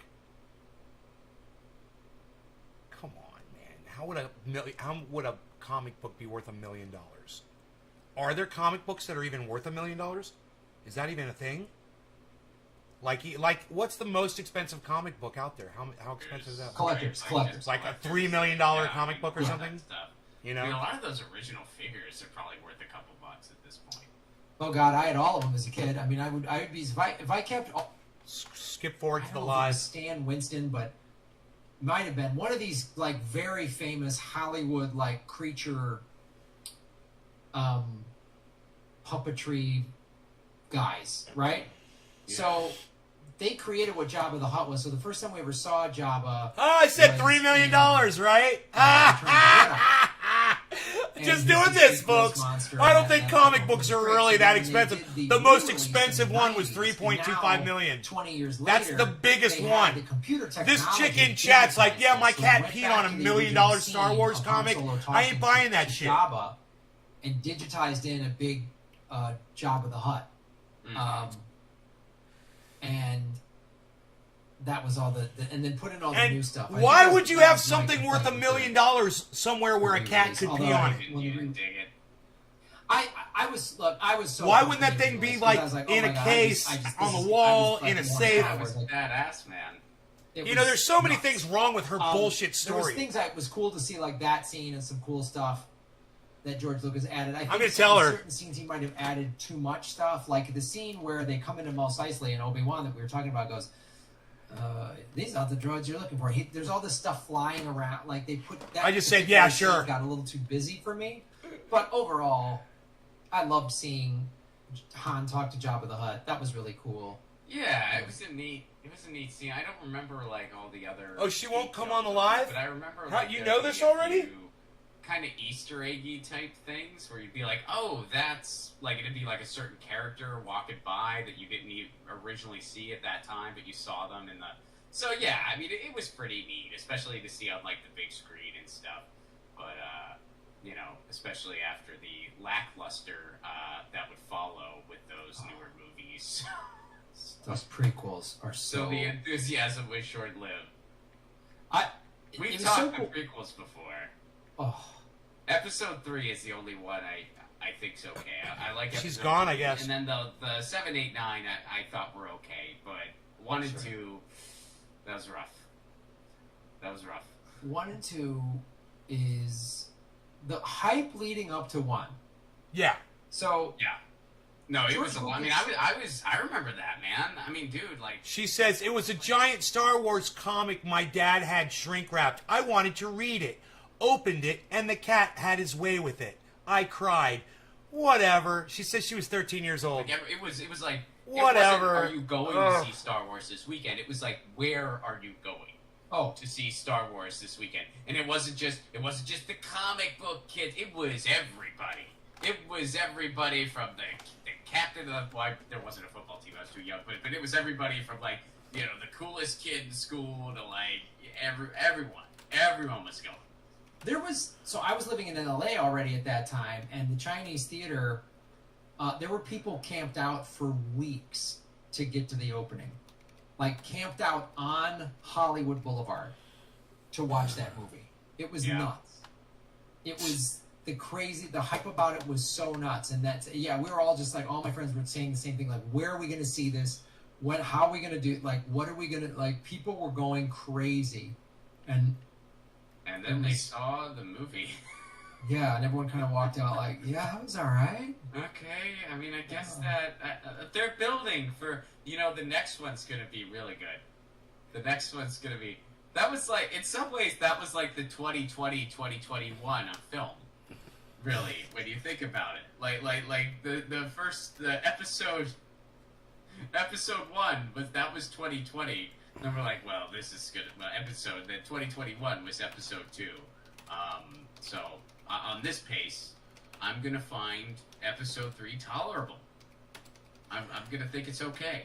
The fight scene with Anakin and Obi-Wan, that was a badass fight scene. Yes, it I was. enjoyed that. I thought that movie was alright. $25,000, most expensive Star Wars comic ever sold. But I thought it The was first Star Wars comic was released July And 77, that's quickly another became a one. must-have for any Either collector. love it, The like, people are 35-cent like variant that, is far or harder to they find all and in the highest possible or they conditions. still hate Could it. make you All enough to three buy of your them very hate own it. land speeder. And I'm a little The best between, copy like, to I ever thought it sell was decent. made I didn't love it. $25,000. Yeah. I could buy that. I could could literally buy one of those right now. I could literally afford to buy the most expensive Star Wars comic. You probably had it on This Comic bitch Book. is a fucking liar in the chat. I just called her on her bullshit. She told the whole chat that her cat pissed on $1 million Star Wars comic when she was 13. Very funny guy has a podcast called Steel. Hey, Wars. Nace, He's just you like may be right. a Star I know Wars I'm super right. fan. I He knows Googled so much that about shit. it. I feel like I barely know anything when I'm talking to him. And we've had discussions about the prequels. I Googled that shit. People say shit. They don't think you're going to look it up. I always think Yeah, my people cat don't pissed look on it $1 up. million Star Wars comic. I always say they're not prequels. They are No, it didn't. Educational videos about It didn't. galactic trade. It wasn't worth $1 million. It wasn't even worth $250,000. It wasn't even worth $1/8 of $1 million. That's like... It was worth $1/16 of $1 million. It's like when That's they- what it was worth, if that. They're like, there just wasn't That's a all Super it could have been worth. $1/16 of $1 million. There wasn't a Super Bowl that year. They just did like with Star Wars prequels. What prequels? Those were that wasn't a thing.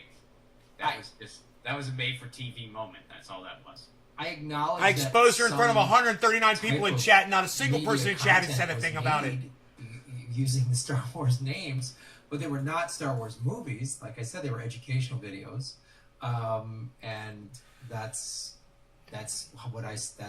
what I will stand by. That has always been the truth. That will be the truth. That's how I'm going to take this. When I was in third grade, this group of kids made a Star Wars club, and to get into the club, you had to pass a test. They gave you this test, and I was not in the club. They were like, "Do you want to try?" And I'm like, "No, I'm not going to take a test to be in your club." I'm sure you had to be a virgin, right, to be in that club? Well, we were like 8, so yeah. Oh, okay, I'm pretty sure that was a pretty Good. good. That's good. But yeah, I mean, I was like, I don't need to be in your club but they really, they noticed that there was a big, heavy guy to girl ratio. In fact, it was all guys, no girls. No. So yeah, right. So they really wanted a girl in the club. So they asked this girl to be, and she's like, I don't. They're like, please, will you? And she's like, okay. And they're like, you have to take this test. She's like, I don't know anything about Star Wars. So they gave her all the answers as she was taking the test. Come on. Like one of the members was like just giving her all the answers, and she's like, okay. And then so she finished the test, and she gave it to another guy who clearly had no idea what was happening, and he was like, oh, you got 100%. You're in our club. We got our Princess Leia. Now we can do all the movies. Oh man, that's That that's was the thing. fantastic. I remember that. When you were talking about, like, people knowing a bunch about Star Wars, I remembered that. Because I remember, like, seeing the test. I didn't take That's it. funny, Billy. I And, see you in there. A couple of the answers I knew. A couple of them I was like, I don't know. I don't know. Like, one of the questions was, like, is there an E-Wing? Which at the time I was like, no, there's not. But now I think there actually is. I think there is an E-Wing, isn't there? Isn't that a thing? An E-wing, Is that a thing or no? like a fighter.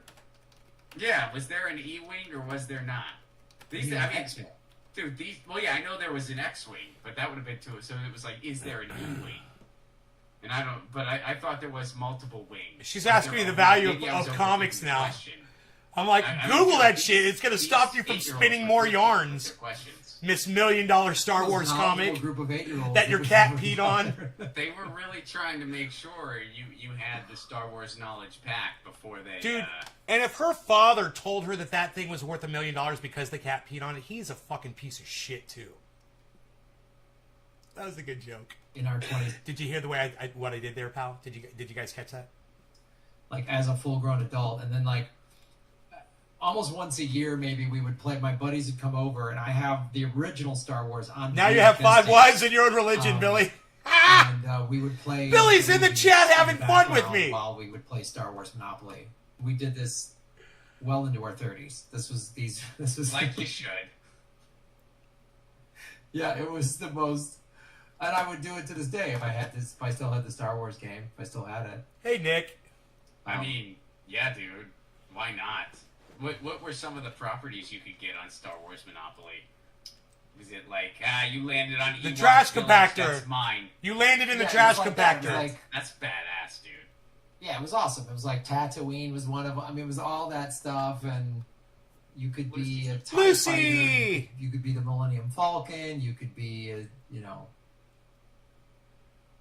So what's Lucy's favorite Star Wars? Darth Vader. She likes Empire. I mean, she's a cat. She's like, I kind of like it when the good guys don't win. Exactly. I said Darth Vader, It right? proves my theory on humanity really fucking things up. When I was a kid, and I didn't understand, 3-act structure, and that basically Empire was just Act 2. The end of Empire Strikes Back, spoiler alert, folks. If you haven't where- seen it, If you haven't seen it, I'm sure Darth you were Vader's- just about to get around to it. I saw the original Star Wars in the movie theater, I think 14 times with me and my friends. Like, we saw it. Still all the tweeting time. that girl to get her to debate me and we about would play it all the time. defunding the police. And then when Empire Strikes Back came out, so I was about 10 or 11 years old when that movie came out. And when they say at the end of that, I was just like, what is going on? I was like, they didn't win. The Empire's winning. Darth Vader's Luke's dad. Like, I was like, I don't buy it. Darth Vader, we can't trust him.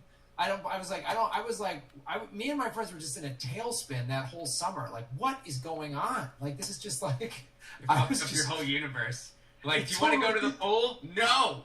What the fuck? Luke's dad? I'm not going anywhere.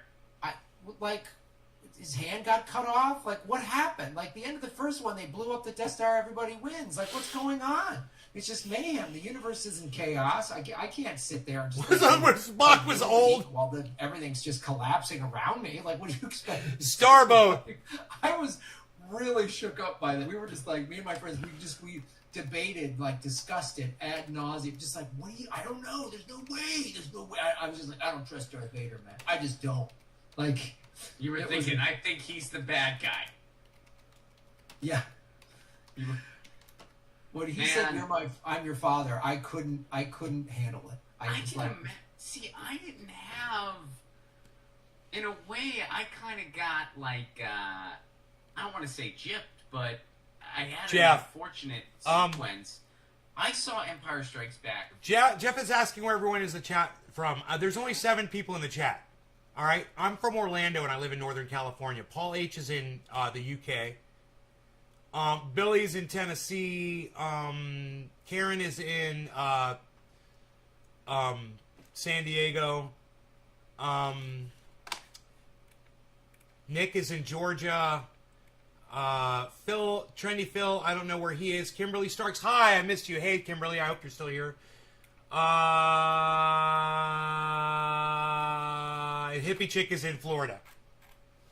You're in, Philip is in Chicago. My bad, Philip. I think you're the only one. I didn't know where you were at. Oh, and Teula, I didn't know you were still here. Teula's in NorCal with me. See all the Star Wars I knew that. movies, so I know where you are. My mom would take me grocery shopping, and this was like, remember how sometimes grocery stores would have like a little video rental section? Like that used to be a thing. So this is when that was still a thing.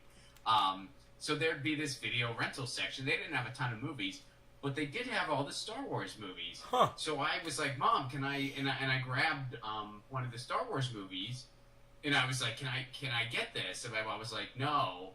And I said, Why not? And he goes, Well, because we have all three of them at home. You could just watch it at home. And I was like, Yay! So then like I watched Empire again because I was like, Well, I need to retain this. And then I watched the first one. So I kind of went backwards and then forward. And Return of the Jedi was my favorite one. I like that one the best. But as a little kid, A fully that formed has the Luke. most action. Like that has the most fight scenes and stuff. So when you're a kid, I feel like that's the one you're going to connect with. It's also you've got a fully formed Jedi Luke. Right. You've got we finally meet the Emperor, who is like one of the best villains of all time in cinema. Like, Totally. I'm afraid the shield generator will be quite operational when your friends arrive. Like, he's awesome, that scene. God, and he's sitting there with the lightsaber. He's like, oh, you want this? Yeah. That's right. Let the hatred flow. Go ahead and strike me down, boy. Like, he's awesome. 1 hour ago, that girl was all trying to debate us about defunding the police on Twitter, and she won't respond to any of my tweets now. Where I'm like, where are you? Aren't you coming on the show? You want to debate this? Let's fucking do it. Defund the police? Let's talk about that. Saves his friends and still wins despite the trepidations of Yoda and a celestial ghost Obi-Wan. Oh wait, wasn't it? No, that's not right. In Empire, that's when he defies Yoda, and then he gets his ass kicked. Well, yeah, he gets his ass kicked. In Return of the Jedi, Yoda just like, that's a really funny meme. Do you ever see that meme where they're just like, now that I'm a parent, I understand why Yoda just got so tired of answering Luke's questions. He just dies. Another spoiler. That's a really funny meme. I'm sure y'all have seen it online. Yeah. Well, that's also where we get this weird, bizarro logic from Obi-Wan. Right, Nick? Where he's like, why didn't you tell me Darth Vader was my dad? He's like, well, from a certain point of view. He just gives this that was bullshit fucking double. weird. Yeah, that was some bullshit. Just... That was some bullshit. Why didn't you tell me Leia was my sister before I had this awkward kiss with her? Why didn't you tell me any of this? You freaking weirdo! Like I just wanted to let it play out naturally, young Skywalker. Like, well, Anakin Skywalker had ceased to exist in Darth Vader, so from a certain point of view, I was telling, like, okay, that sounds like some corporate double talk, like a corporate. That was that was some bullshit. Yeah. Yo, Best Godin, where are you at? Are you watching? Why aren't you saying anything? Why don't we do this debate? You know? I'll give you a Zoom chat link. You just got to respond to me on Twitter. Forever. Like, okay. That's All right. You know what I'm saying. You know what I asked you. You know what I asked you. All right, dude. Well, I know you got to run. Is there anything else? Dude, I can't believe we both did really good this time. Man. You're so funny. Folks might be a little disappointed. Like, oh, they both got it, like, immediately, pretty much. Yeah, it just, when we get it immediately, there's no joking around about the guy not knowing it. Now we just go into Now we just talk about this stuff. Yeah, we just had a music and movie podcast about Springsteen and Star Wars. We just talk about the stuff we like. Well, yeah, I'll let everybody know since we... Why is it cutting off again, man? Hey, Josh Godfrey. Movie-centric talk. I am still trying to raise the funds for my movie, so please do check it out. You can go to GoFundMe.com, type in Left at Wall, and check out my movie trailer. And if you are able and want to make a contribution, please consider it. There's all kinds of cool perks. You get backstage footage and behind-the-scenes footage as we're making the movie. You also get a shout-out on Get Your News On with Ron. I give everyone a thank you. You can get your name in the credits. We're going to do a virtual screening, so there's all kinds of cool stuff. Please do check it out. Even if you can't, if you can contribute, that's great. But even if you can't, please watch it anyway. I mean, watch the trailer. Check it out. We're looking forward to making it. And, follow me on Twitter at Ron Placone, YouTube Ron Placone, Rockfin Ron Placone, RonPlacone.com, where someday there's going to be tour dates. Someday.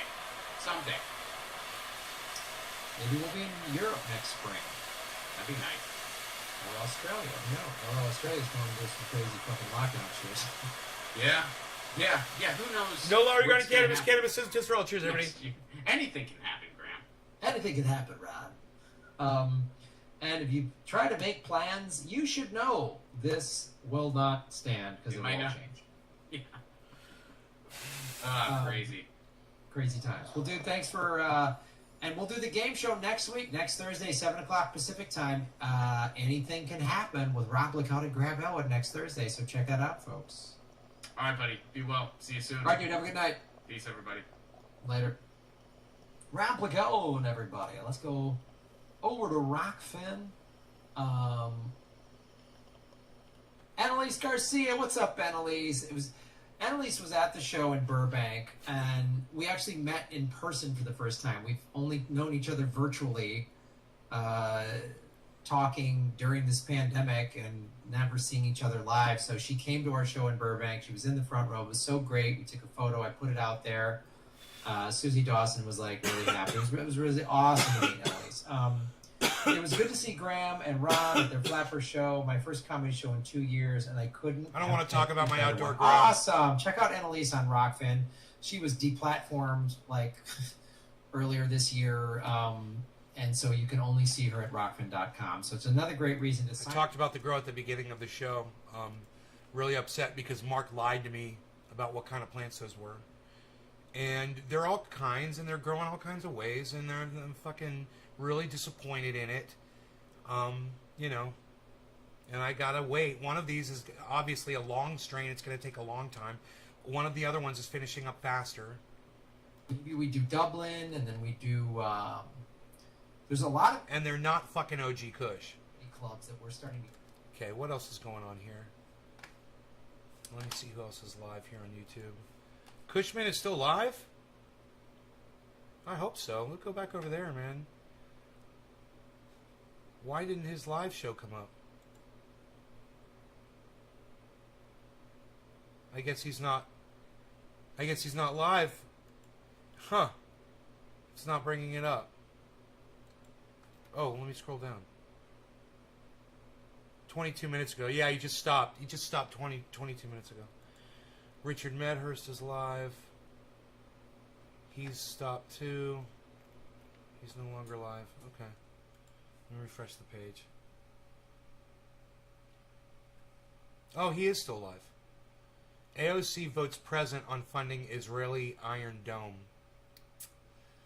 Yeah, I can't get too upset about AOC. She fucked everybody, dude. She is the next... Her whole plan was to become Nancy Pelosi. Does he do super chats? I might tell him that. Her whole plan was to become Nancy Pelosi, and damn anybody that stood in her fucking way. You know?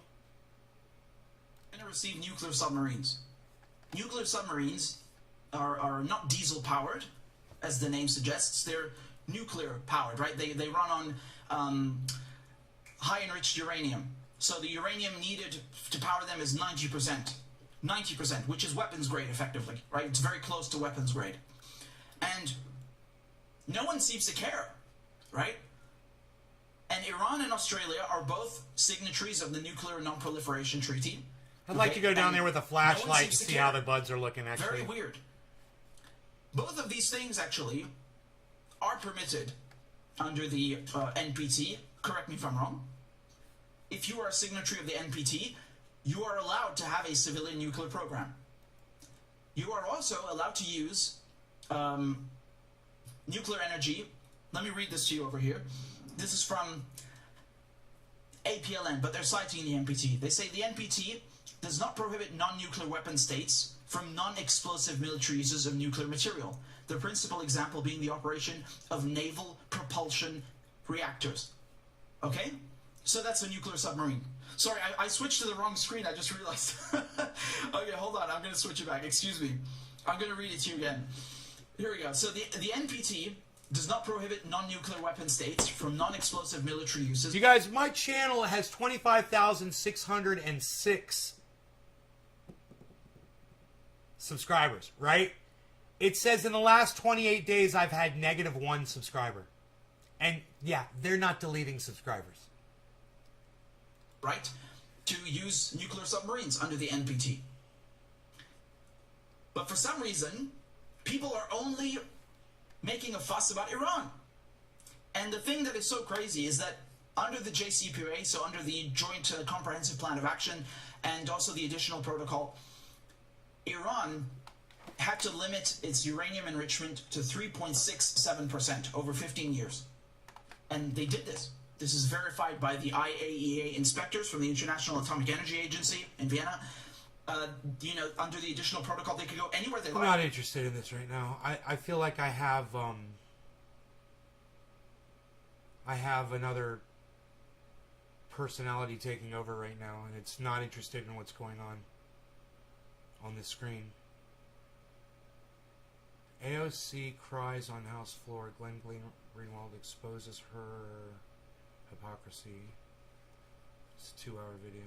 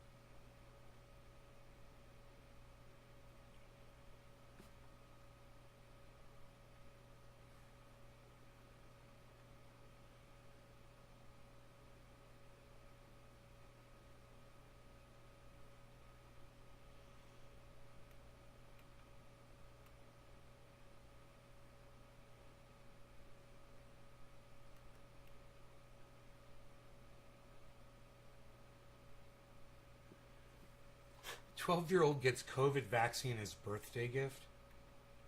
Whatever. It's fucking the stupidest thing I ever heard. He's 12, man. Give him something nice. Give him a goddamn drone.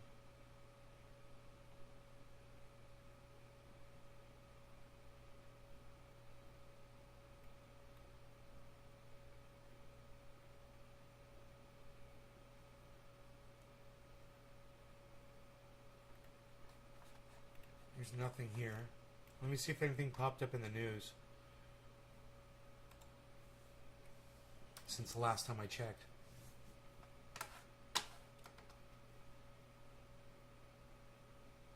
Lost my fucking audience. My main channel's down, and all those cuck bitches didn't fucking subscribe to any of my other channels. You know, what can I fucking do?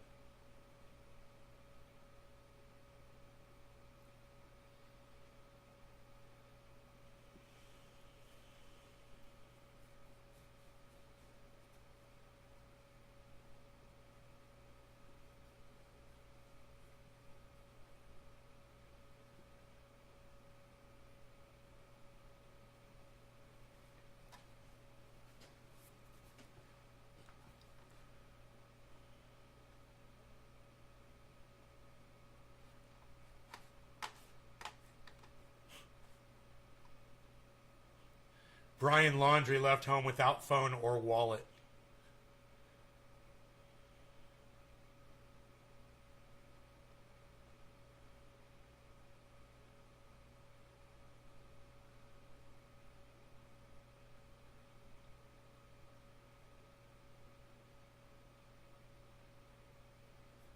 14 injured from a shooting, 1 dead in a Kroger in Memphis.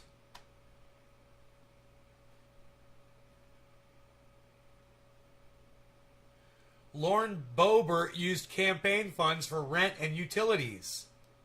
Oops. Not supposed to do that. Not supposed to do that.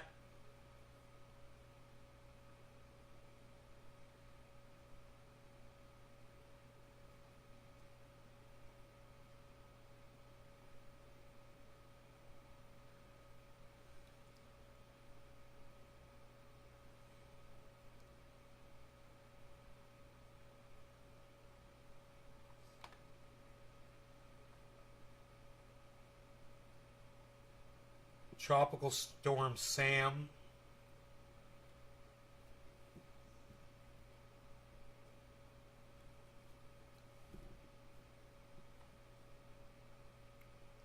Fossilized footprints show humans made it to North America much earlier than first thought.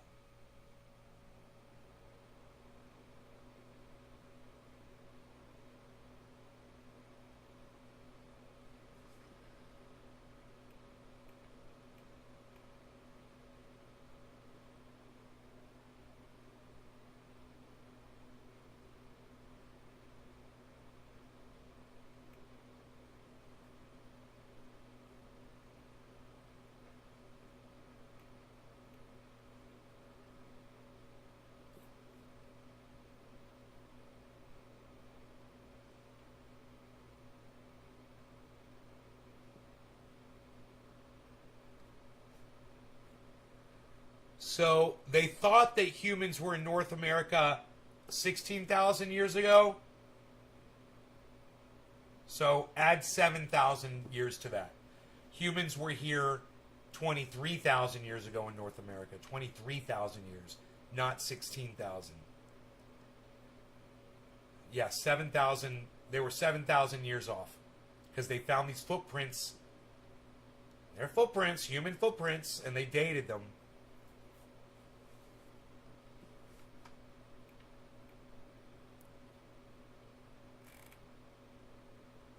Wow, dude. Dude, these footprints are insane. It's almost as if the people back then knew to do this. Like, hey man, there's this fucking mud. Let's go walk in it, and years from now, people will find it. And they'll be able to tell. Look at that shit.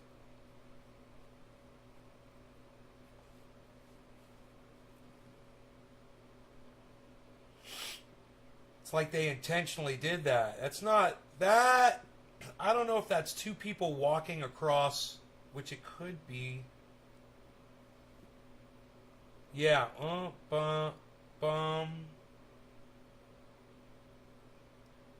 Yeah. Those are two sets. That's a man and a woman, I think, walking together. Two different people. It's amazing, huh?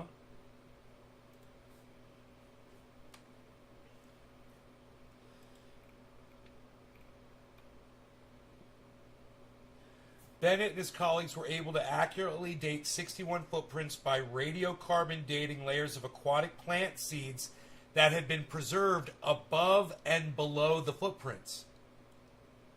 The prints, which were discovered in the Teula Basin in White Sands National Park, were made 21,000 to 23,000 years ago, the researchers found.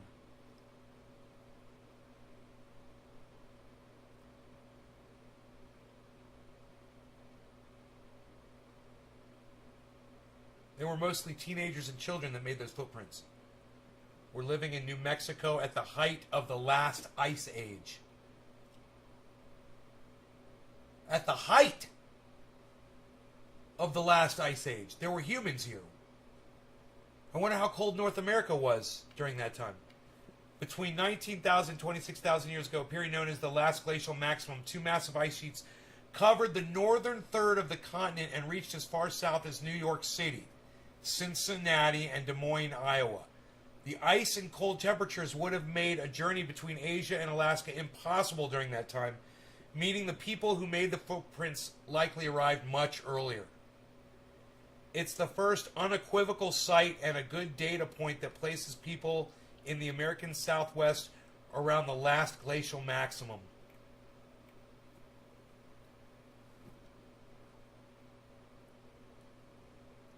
Now, it's important because it allows you to look at older sites and more controversial sites with a different light. One such site is the Chiquihue Cave in Zacatecas in central Mexico, where flaked stone tools shaped by humans that date back 30,000 years ago have been found.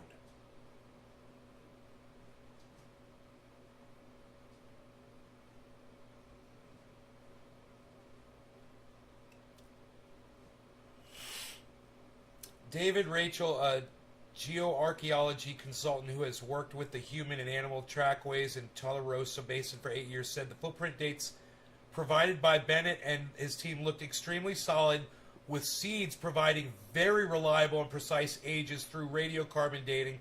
Plus, these dates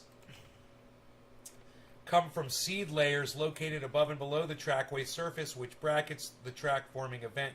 You could not ask for a better setup, said Rachel, who was not involved in the study. However, he said it was puzzling that no artifacts, such as stone tools, had been found in the area. These tracks suggest that people were in New Mexico way earlier than expected. This is a theme that is gaining some serious traction in the literature. However, we need to be cautious and more research needs to be done before we start doing a lot of arm waving, Rachel said. So these people were alive when there were woolly mammoths walking around with them.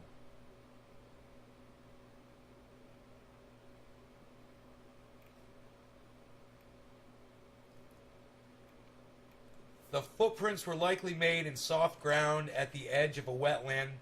Wind possibly blew dust over the surface, silting the prints, Bennett said. Hunter-gatherers, he said, would have done a lot more than 10,000 steps a day, meaning at least a few footprints would survive in the fossil record. Wow, dude. Here's another picture, guys.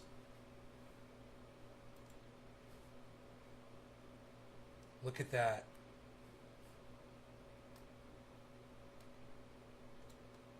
From the feet of babes. It's fucking psychotic. They were speaking to us with their feet. And to think 100 years of industrial technological advancements will be the thing to destroy it all. Unless we drastically change. So, the movie 10,000 BC was correct. Learning. There's been people here for thousands of years. You think they had air conditioning? Quit crying.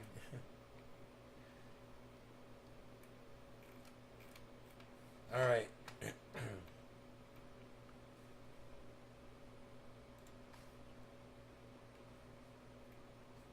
9 and 14-year-olds made those footprints. Tracks of mammoths, giant ground sloth, dire wolves, and birds are all present at the site as well.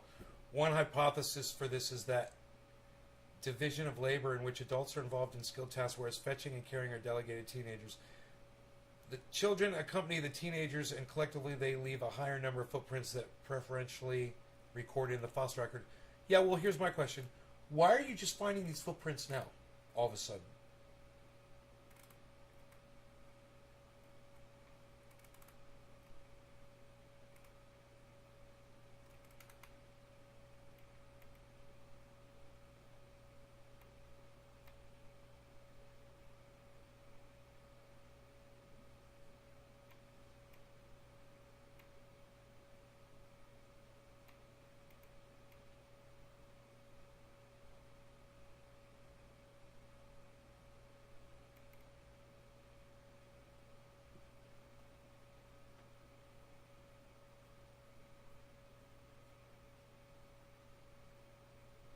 The prints which were discovered in White Sands National Park.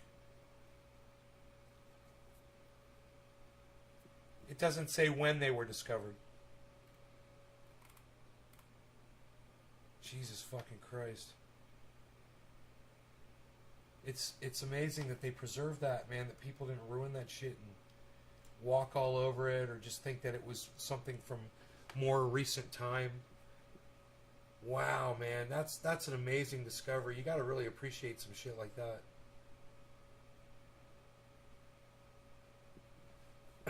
How the fuck did people live in the desert then? 9 and 14-year-olds, that's the first human trafficking. It's been hiding them for 7,000 years. 7,000 years. This was 23,000 years ago. These footprints were left 23,000 years ago. It's amazing.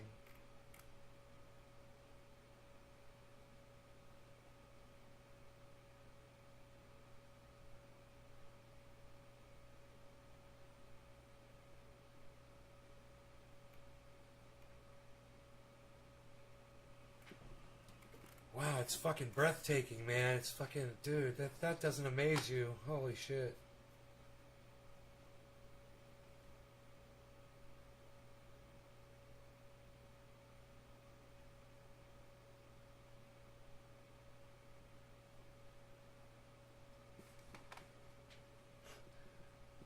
Turn on two-step verification by November 1st, 2021, or you will lose access to YouTube Studio.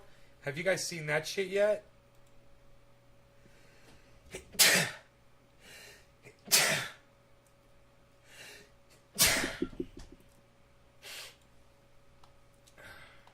Holy shit. That sucks.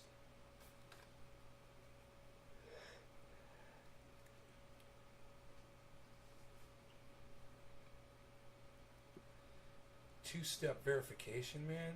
That's bullshit, dude. Required. Like my channel is worth anything to anybody anyway.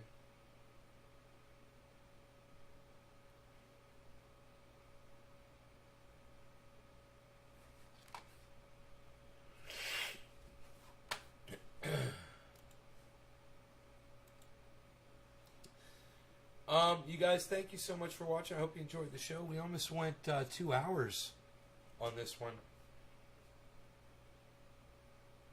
I'm sorry that I just can't get more people here. You know? 14 channels ain't enough. So, 25,606 people subscribe to the big channel, and there's 9 people here. Would have enjoyed to have that debate with that girl, but she ignored me on Twitter, I guess, so that would have been cool in front of 9 audience members.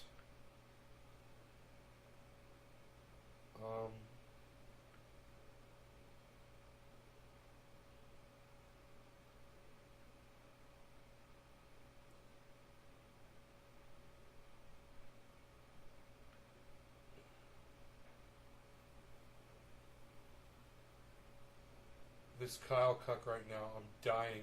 Phil's Garden, thank you, buddy. There's no video here to show. What is this? A link to this live video right now?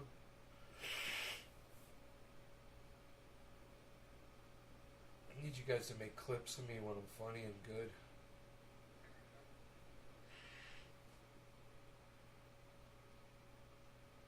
This is pathetic.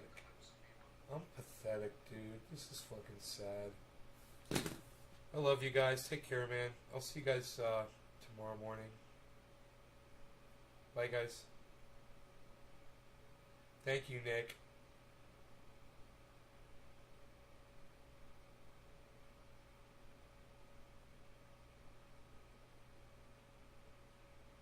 Hashtag keep it open.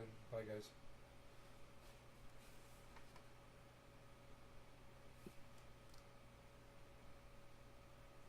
I can't believe it's only fucking 8 o'clock at night. Nobody's fucking here, man.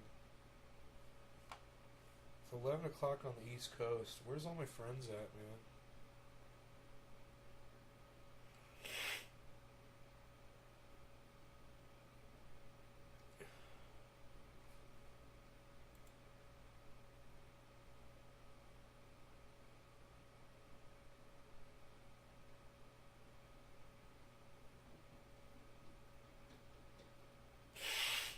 Cat wants in.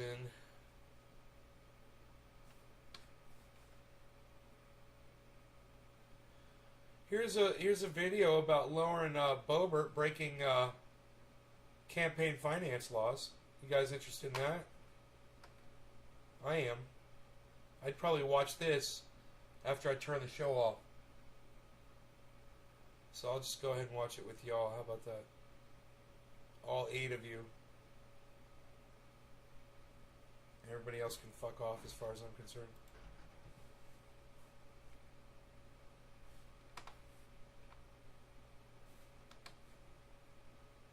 Back to Capitol Hill, here's another look at the House Republicans who stage a mask-free walk to the Senate today where masks are not required.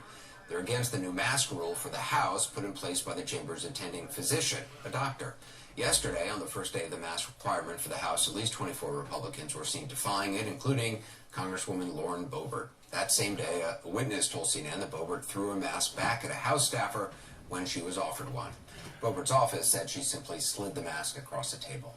Back in her district in western Colorado and southern parts of the state, according to CDC, several counties are hot zones for COVID with a high case count.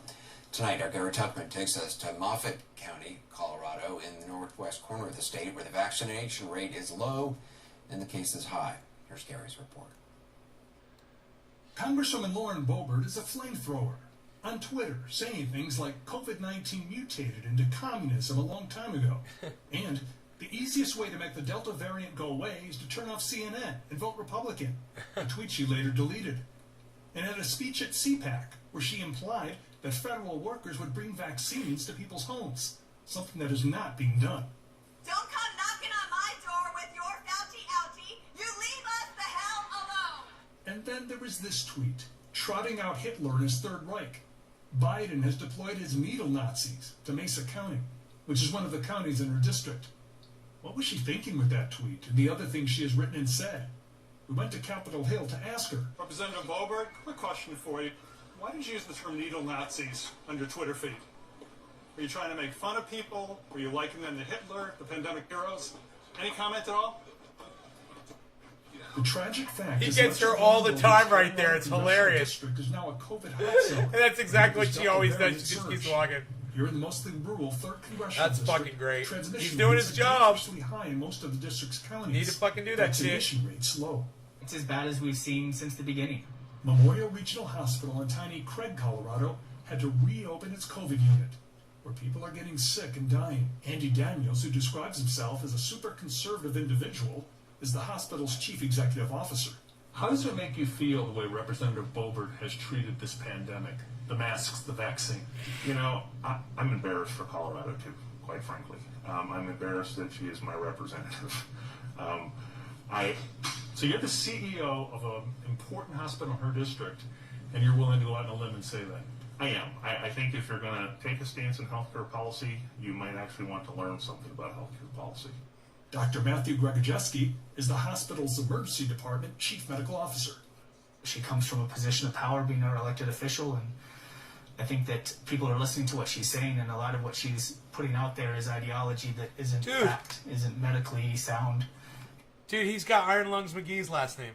And it's putting a lot of people at danger, and it's quite honestly costing people lives, and it's frustrating to have to fight against that. The doctor and CEO would both like a chance to speak to Lauren Boebert. I wonder how close they were, letter-wise. It could have been the same last name. And show her things like this. 78-year-old Robert Edwards is a patient in the COVID unit. The husband, father, grandfather, and great-grandfather, who already had comorbidities, was quite sick when he came in. How are you feeling? I feel a lot better. Robert has improved very significantly. Doctors believe the reason for that is because he did receive the COVID vaccine. Do you think he could have died if he Why didn't he have a mask on? A few hours after I sat down with him, Robert was released from the hospital. I know those are tears of Why is, if he's got COVID, why isn't he wearing a mask? It was scary. Fuck you, douchebag. Wear a mask. Hospital officials say Representative Boebert has not paid a visit to this hospital to see people like Robert since she was elected to Congress last November. She also would not respond to me when I tried to talk to her one more time as she was leaving the Capitol. Representative Boebert, I just want to give you one chance to answer the question if you want to.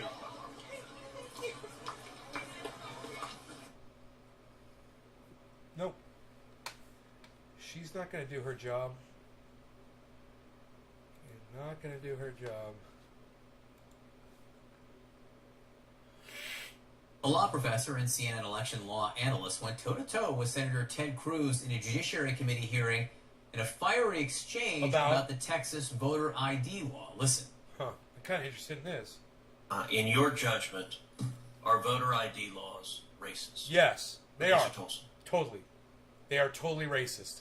They serve a racist... Thank you for that question.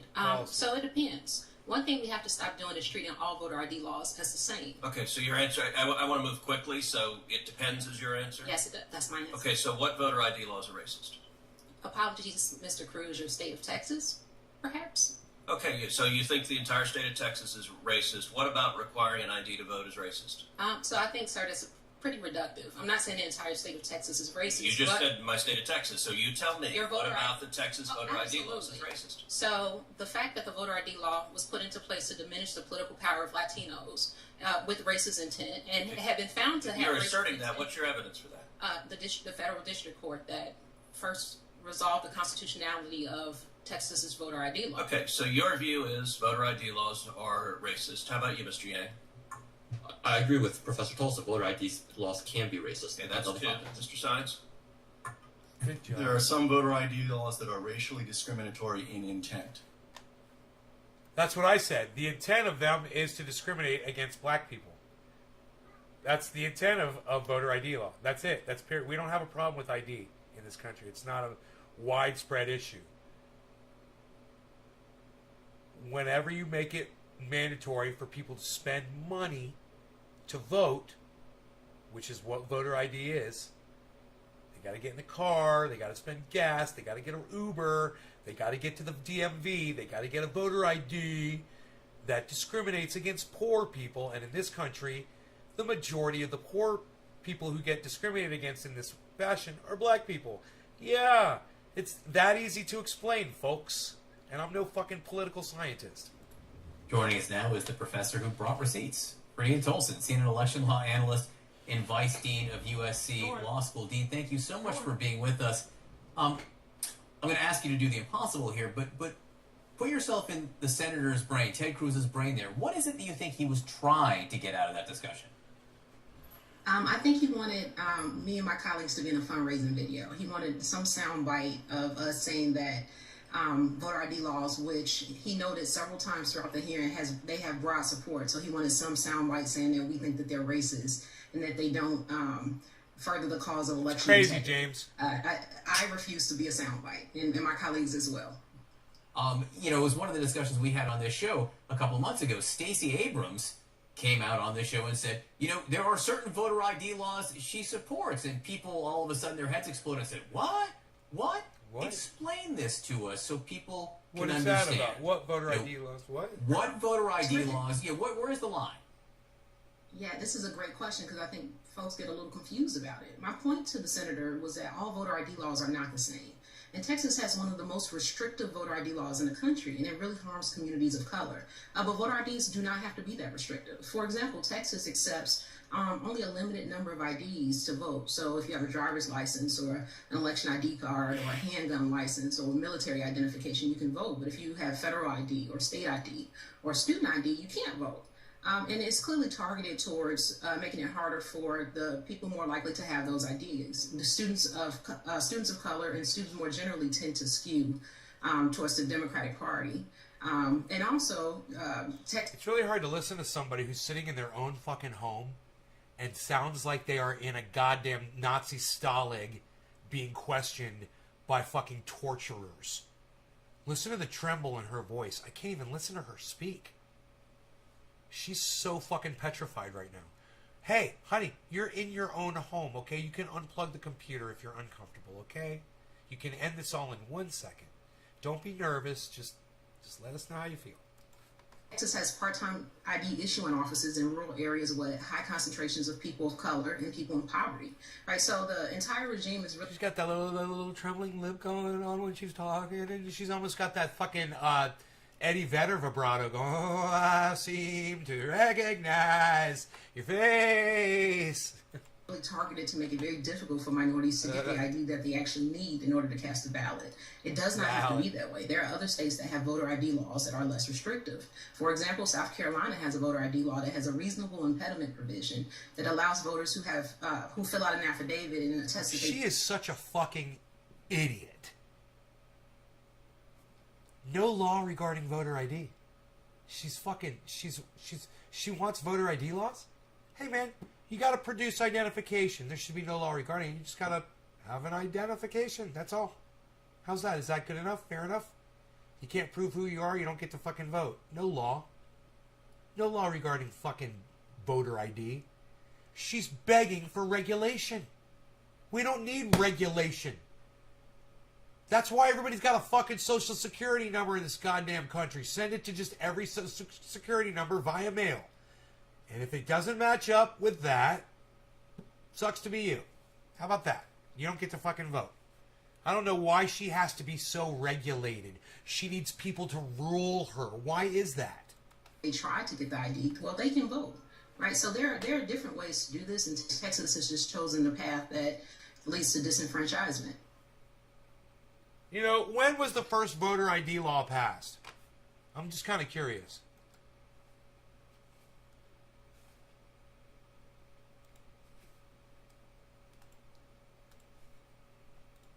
When was the first voter ID law passed in the United States?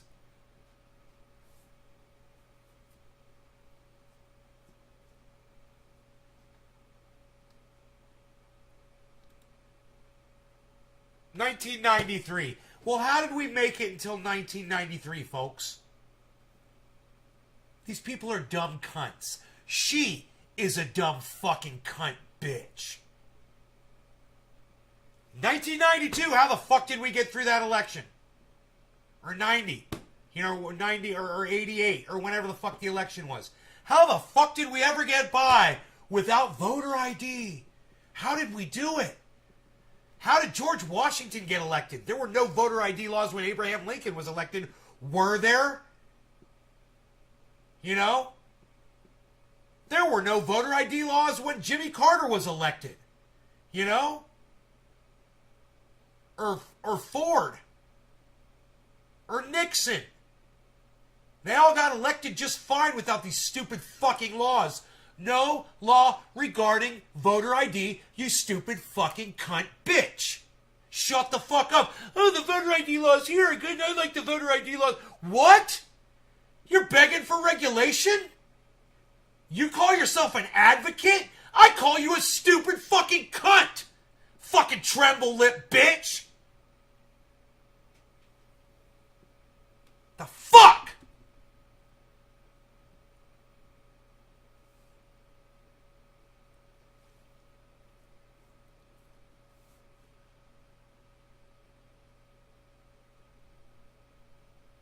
No, this did not start after Trump's dumbass was in office. This started in 1993, bro. It was first introduced in 1993 during a tenure of Chief Election Commissioner T.N. Seshan. Not after Trump's dumbass was in office, James Simon. But nice try. Donald Trump was not in office in 1993 when they passed the first stupid fucking voter ID law. It was 1993, bro. Anyway, I've had enough of tonight, guys. You guys, I love y'all. Take care. I'll see y'all in the morning. Take care, guys. Thanks for participating in the show. You guys, I'll see you in the morning. Bye. I'm down to 7 fucking viewers. That's why I'm leaving. Bye, guys.